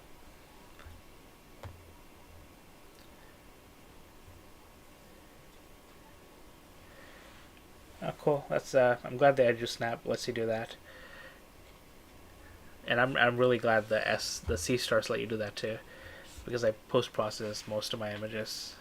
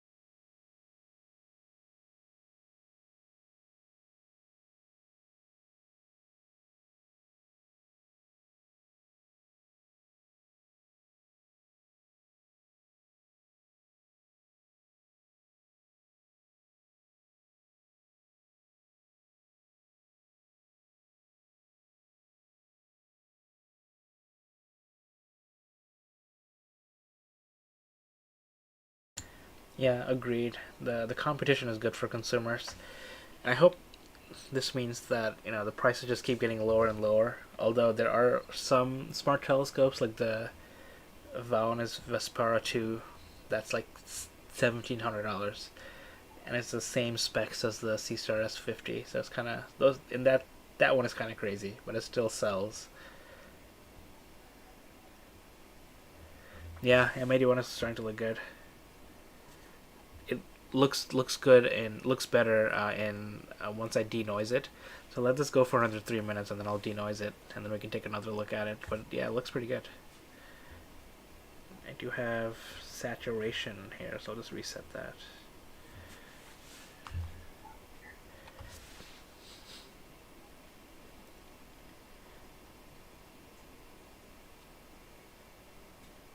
Ah, cool. I didn't realize the Edge app was that cheap. I know I looked it up. I don't think I looked at the prices. How much is it? I mean, I can Google it. Edge app.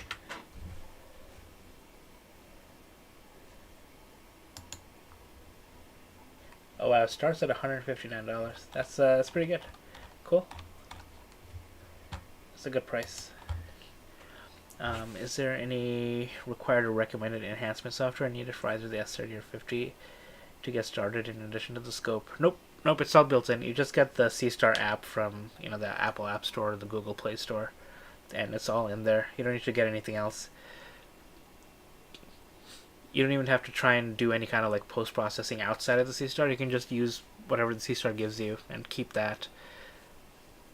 You don't need anything else. It's an all in one system. The Seestars, which is nice. But 170 with the tripod is really good. It's a really great deal, especially if it lets you also look through it with an eyepiece.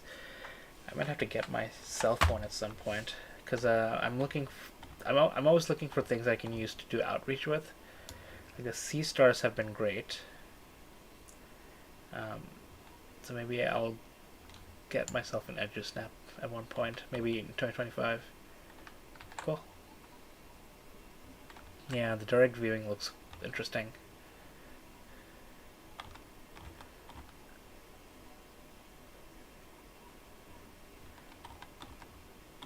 I will wait to see what your thoughts are on it before I do anything.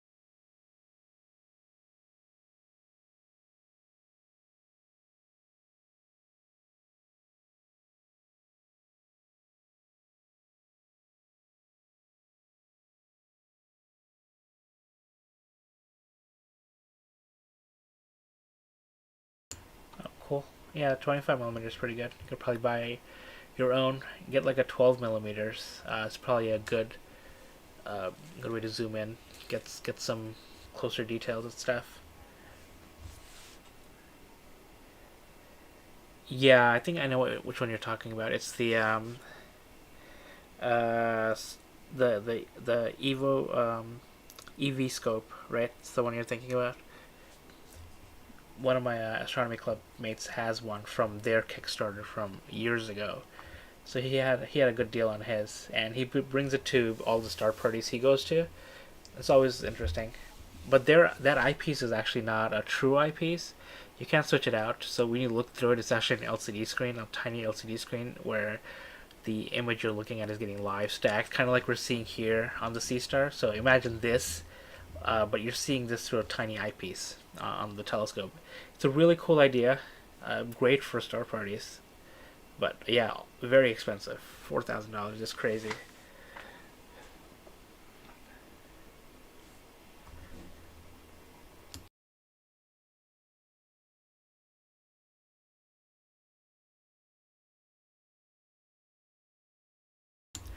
Yeah, it's the same thing for the Seestar.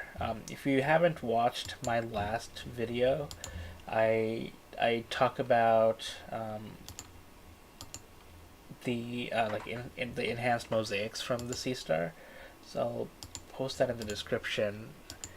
Um, so yeah, so in that video that I just linked to, I show examples of live stacked images that come out of the Seestar, and then ones that I post process, and you can see the difference there. Interstellar, is that it? It's the EV scope, right? EV scope Interstellar. I think maybe the Interstellar is the model. Yeah, or the Interstellar is the actually the Unistellar, not the Interstellar. The Unistellar EV scope. Yes, together we came up with the full name. But yeah, it's a really great tool. But yeah, $4,000 is pretty crazy. But yeah, that eyepiece there, you can't change it out. There's an LCD screen on the inside, and I have looked through it. It looks pretty good. Like Deep Space Objects looks pretty good. I think Jupiter here looks kind of overbaked. Yeah, like this looks pretty good. Looking at the yeah, it's a 114 millimeter f4. Not too bad. But I don't see myself buying one of them, one of these things.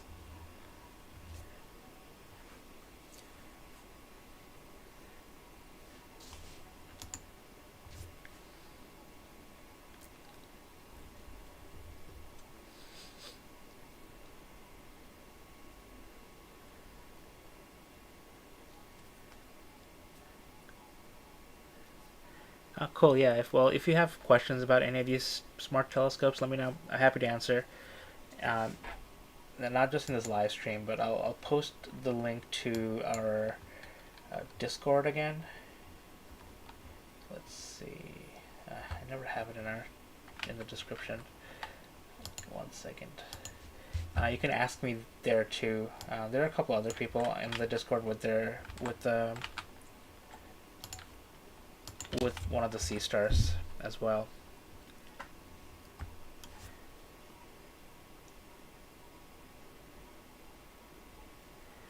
Yeah, I read that the just snaps eyepiece is removable, which is cool. That's smart, and I think it'll be good because people with their own eyepieces can use it.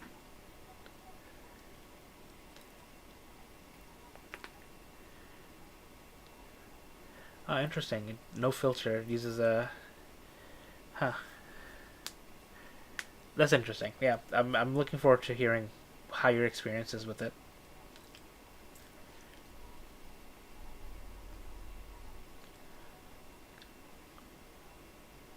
Oh, the Heritage 130 is great. Yeah, I know a couple of people who have it. It's I know it's collapsible.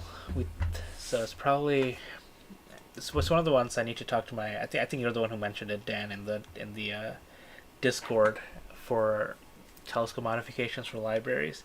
So I need to talk to somebody about it.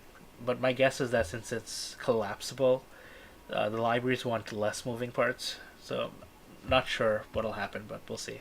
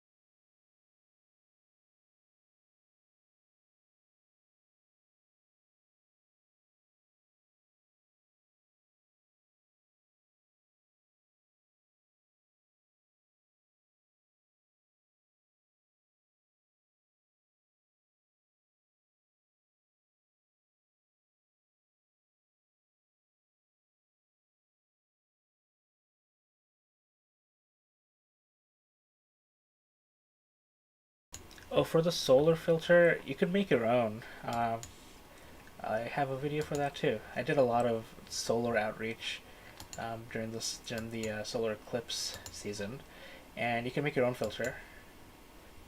I know Beverly has the link already, but I will find my video for you. You can buy film for like $10 and then use cardboard and make it yourself.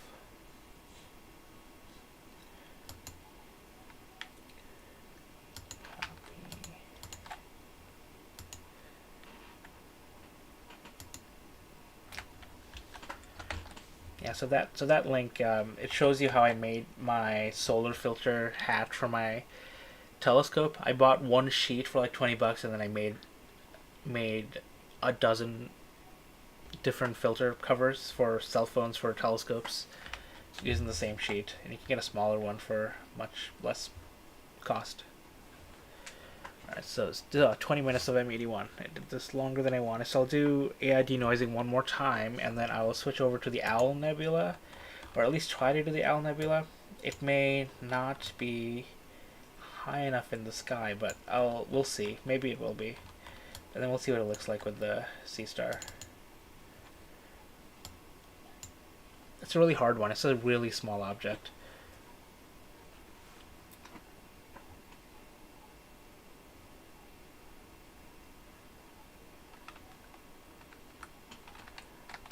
Alrighty, there you go. Look, you can see more of the arms on M81 with denoising. Looks pretty good. The Star Sense 114. Is that a tabletop?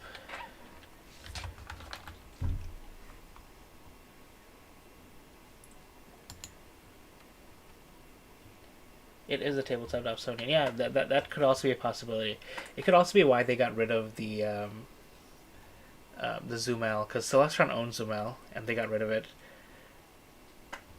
The only issue could be the price. You know, these are $350 for the base price, and $299 on sale. I know the Z114s were super cheap. The Star Blast were also super cheap. So we'll see.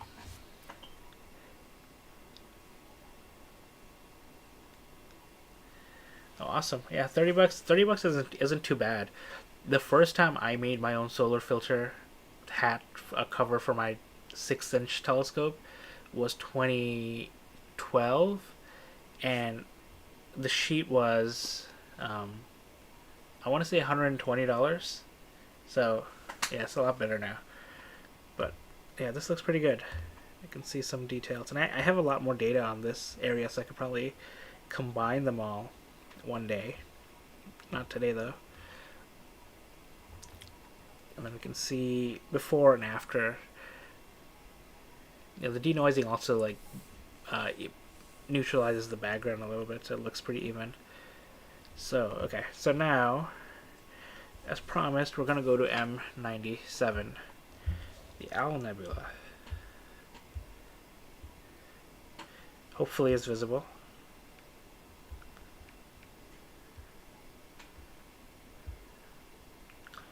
Yeah, you can see that it's going to be very tiny, but we have M108. It might be visible. Okay, maybe we can get 2 for 1. Alrighty. Hopefully it's not behind my neighbor's house. Alright, good luck to us.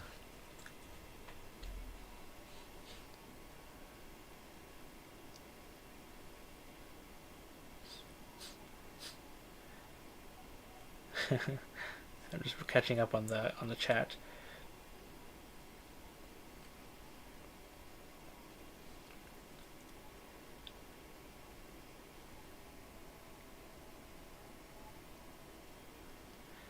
I probably still have my very first solar filter too, especially since it cost me $120. It's probably at my parents' house, not here.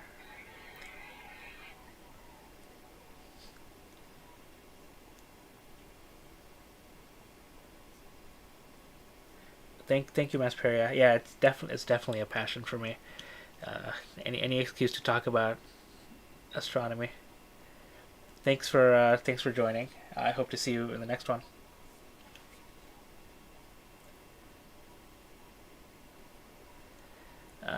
Owl Nebula is, according to Stellarium, is mag 9.9, so almost 10.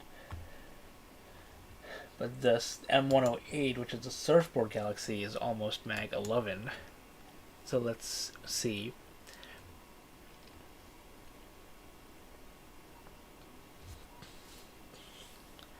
So we might have to let this go for like 5-10 minutes before we start to see anything. But yeah, I'll end the stream maybe 12:30, 12:35. So I'll give this enough time so that we have enough data. Because I know for Sundog I wasn't able to get to this area the last time you joined, so I will make it up. And oh look, you can kind of see it. This is M108. It's showing up, and this is M97, the Owl Nebula. They're both kind of appearing. Oh, that's exciting. Very cool. I'm impressed.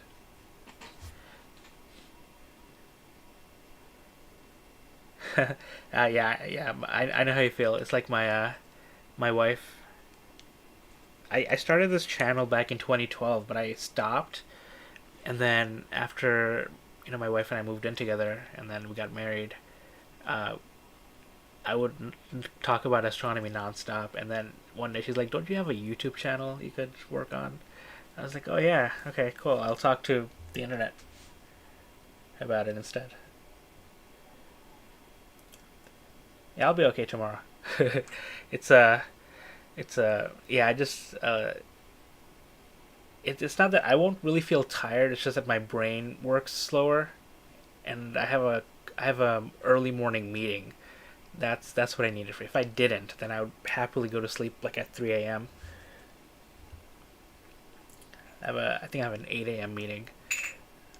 That's what I need to be on for.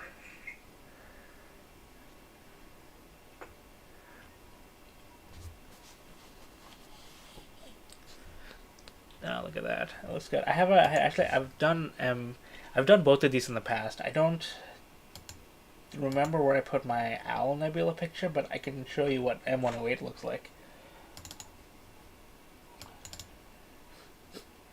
M108 had a supernova a couple years ago.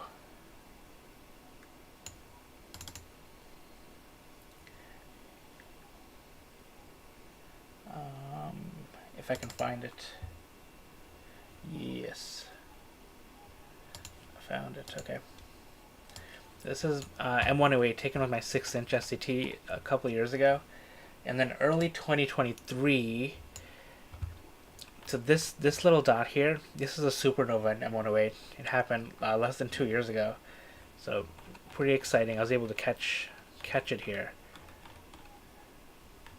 And then there's also an inverted version where I think it probably looks a little bit better. Let me see. Maybe no. No, never mind. But yeah, this is M108. Taken through 2 different telescopes. It's a surfboard galaxy.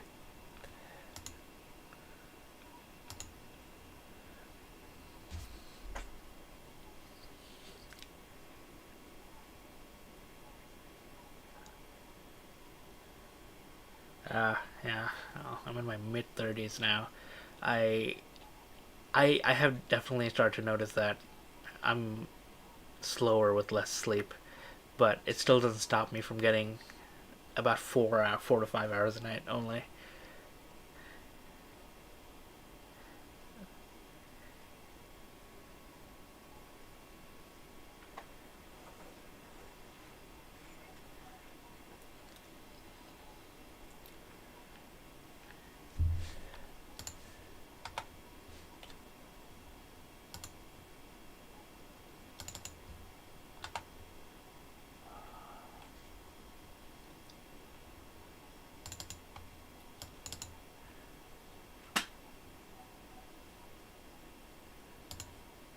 Here's another picture of M108 taken at a different time of the year last year. This was before the supernova.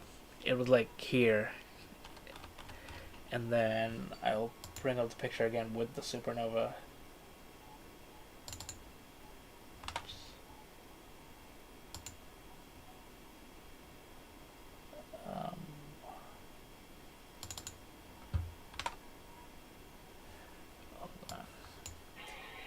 just had it and I lost it.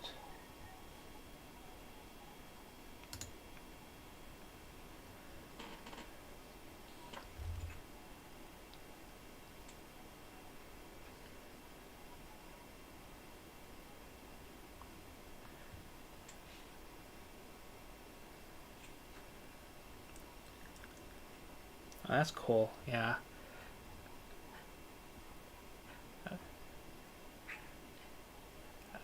I need to start my own business, but I don't know what I would do with my life.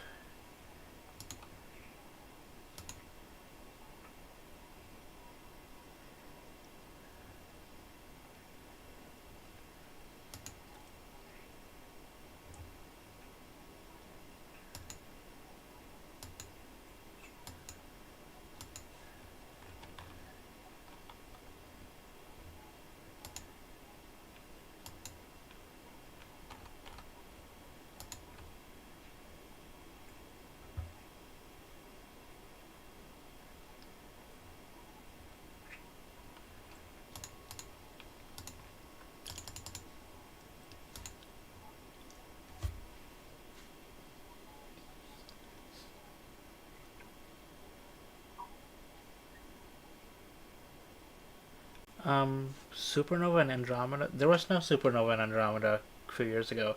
There was one in M101, which was technically the closest supernova to us over the last decade.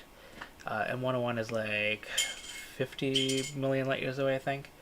It's much farther than Andromeda, but I did catch that one. I will find that. Yeah. Okay. So. Yep. I found both the pre and the post. I'll show that in a second. Just catching up on the chat.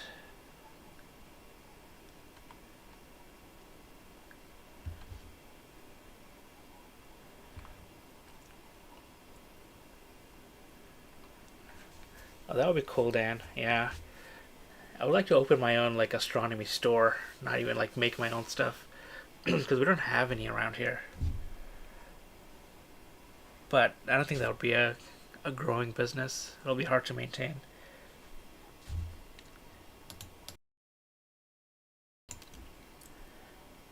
Nice, yeah. The owl. I've seen the owl with their 25-inch scope. It is pretty great. It's a great O3 region. That's good to know, Beverly. Thank you. I could probably benefit from a publicist. Get the word out about get the good word out about astronomy. M101 is introduction galaxy. I like it. I like your sense of humor, Rapoker. It's my style. All right, M101 pre and post. So we'll look at it here. So this I took a picture of M101 before the supernova. It's in this spiral arm here, and then after, you can see that it's here. See, look at the star. I'll flip back and forth. You can see. Well, okay. Yeah. So if I go back and forth, you can see that a supernova, this star just randomly appears. And I was lucky that I was able to image this galaxy before and after. So maybe that's what Chuck's astrophotography was talking about. But it wasn't Andromeda. Andromeda, I think, a lot of people will go crazy because Andromeda is already a naked eye object. But yeah, just like switching back and forth, you can see that star come out of nowhere. It was very bright. It happened right around the time my son was born, so there was a lot of. It was hard setting up in the backyard while he was like 3 weeks old, but I did it anyway because I needed this picture. It's like 2 hours long, but longest 2 hours ever.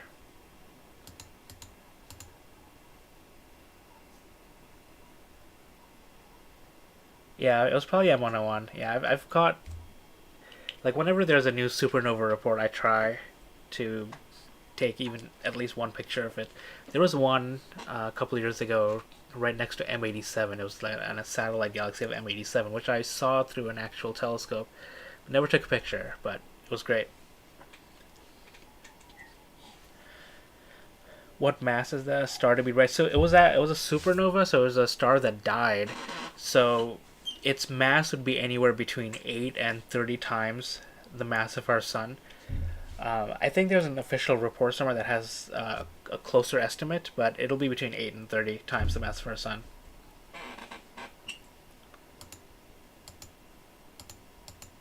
But yeah, it was super bright. It took within a couple of days.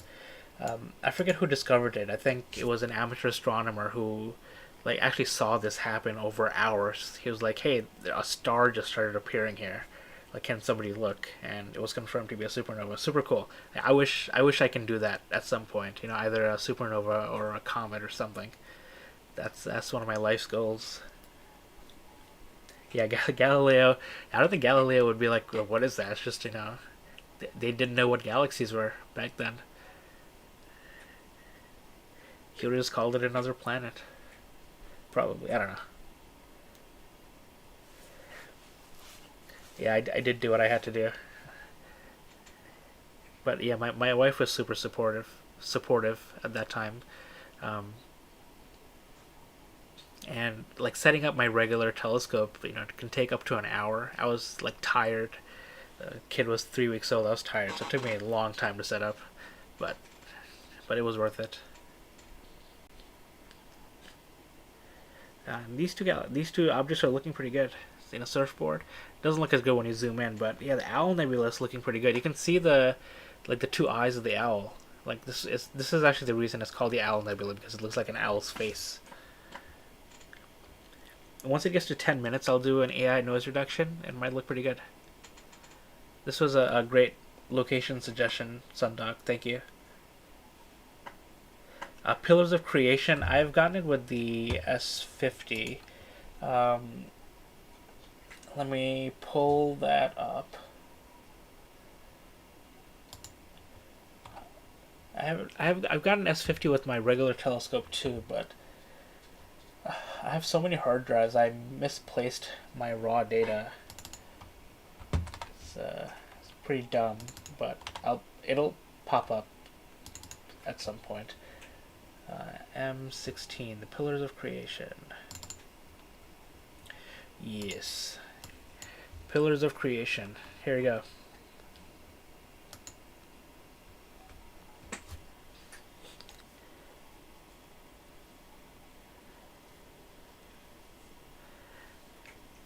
Yeah, my wife and I went to Florence for our honeymoon, and there's like a Galileo museum, so I saw his telescopes there. It's pretty cool. Yeah, it's the Pillars of Creation. This was the S50. This was post processed outside of the Seestar. So if I look at the Seestar data, do I have that?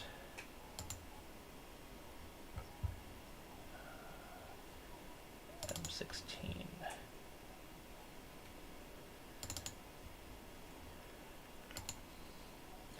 Yeah, so this is straight out of the Seestar. It actually looks pretty good. This was from a Bortle 3 location in Vermont. I only had a couple hours of clear skies, and this is what I aimed at. So this is out of the Seestar, and then this is my post process in PixInsight. So you can see a lot more detail, like a lot more nebulosity around the area. Sharper look at the nebula, but they both look pretty good. I'll try that region with my S30 when I get the chance.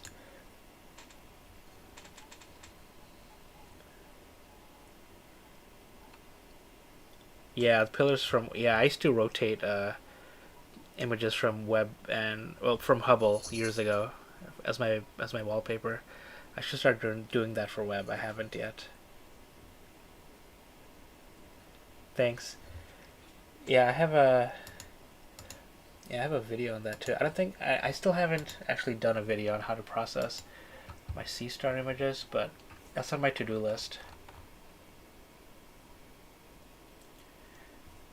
Yeah, like my Seestar S50 video has a bunch of examples where I take the data out of the Seestar and then post-process them.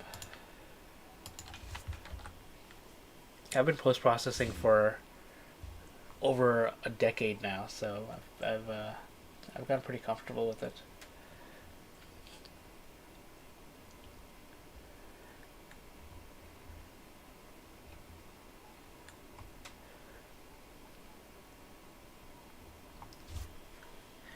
I don't know. I saw your pictures, especially of Jupiter. They look really good.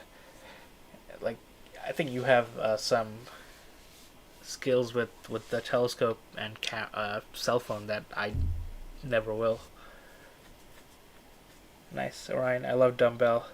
I don't think I've ever imaged M71. Which one is M71? Let's see.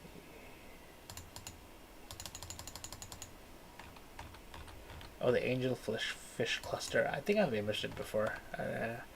It's somewhere.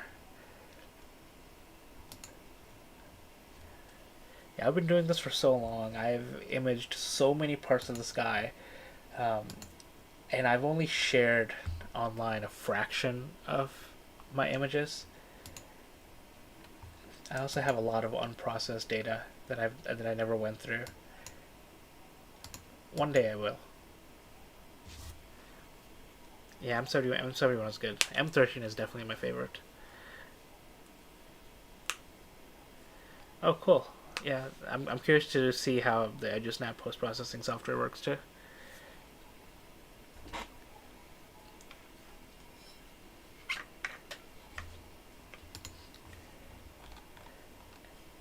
Yeah, I'm looking at it in Stellarium.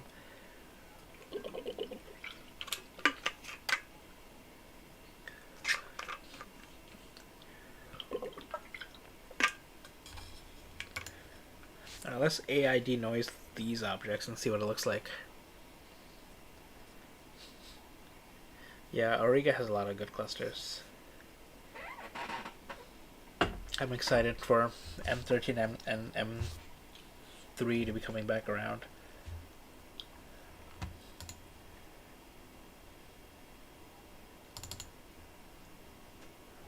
This is my M13 shot from the S50. I definitely oversaturated it, but looks cool. I love globs. I've seen this through a 25-inch Dobsonian, and it looks amazing. Oh yeah, here we go. So this finished. There we go, the Owl Nebula. So you can see, look at it before and after. It did pretty good. The Owl Nebula would probably look a little bit better if I had the narrowband filters on, but because we're also doing the Surfboard Galaxy, which actually looks really nice. Wow. Yeah, if we compare that to my Surfboard Galaxy, let's see.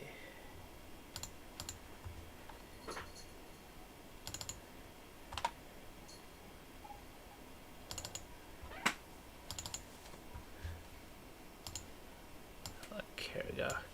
So like that and this. It's pretty good.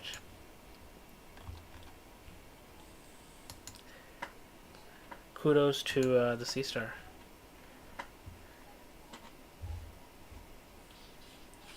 Yeah, M3 and M5 are also great. I love M3. M5 is less observed by me, but I like all globs. I go before and after. Yeah, it's a good object. Good location. M2. I think M2 is one that I have not imaged. I've looked at, and M15. I don't think I've either looked at or imaged.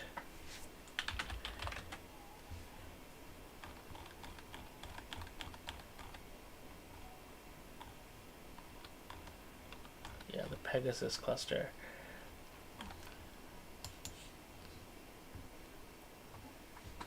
No, that's not true. M15 I've looked at with my 100mm Acromat. Yeah, looking at the location in the sky. Yeah, I love globs. I don't discriminate which globs there are. They are. Before and after. Looks pretty good. Alrighty.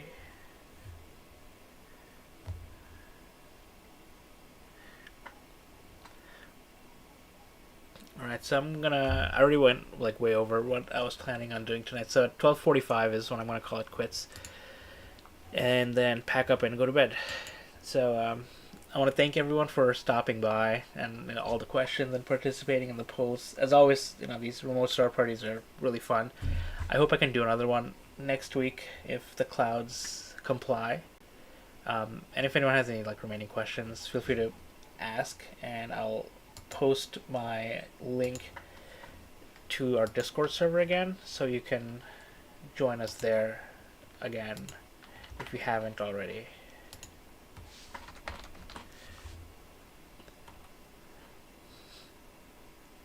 Yeah, I agree, Sundog. The owl does look nice. Yeah, like I'm surprised you can see the little the eyes of the owl. And M108 also looks really nice with the some of the detail. This probably would have looked better with the S50. So maybe the next live stream I do will be through the S50, since I haven't really given it a chance with live streams. Not since I got the S30 at least.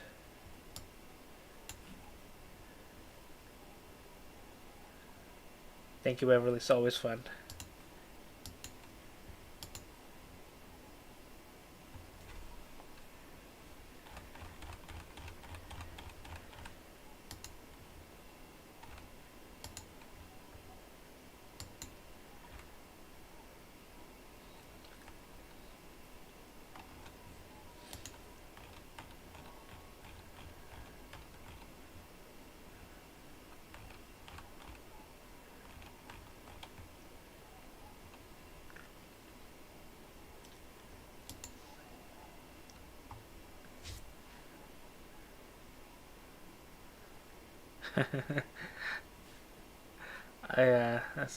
That's a good reference for poker.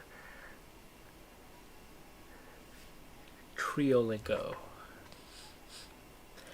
When will I be on? It's really hard to say because this is like so dependent on the weather. So a lot of my live streams are like last minute. Like I won't know I'm doing it until a day before, maybe the same day, because yeah, it's just like a lot of, since I don't have a private backyard. I have to make sure that my neighbors won't be there. Neighbors won't be using the backyard at night. I have to wait for clear skies, and I also try to do them on the weekends. So if I get clear skies next weekend, I'll be online. And I just saw you join the Discord, so I usually try to say somewhere in there that hey, maybe I'll do one, next in a couple of days. But it's really hard to tell. I only have to tell when I'll be on.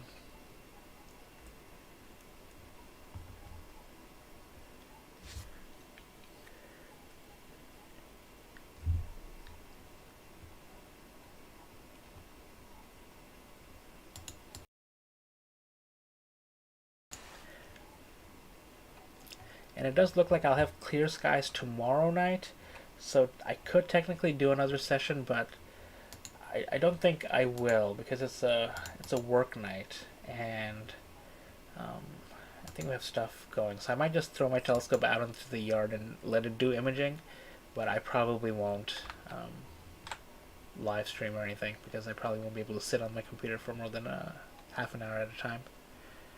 Thank you, Sundog. Have a good night. Thanks for joining.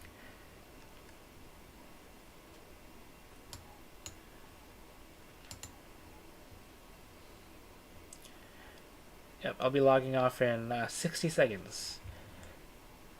Thank you. Thanks, everyone, again. And I'm going to mute myself. So I'll answer any remaining questions in the chat.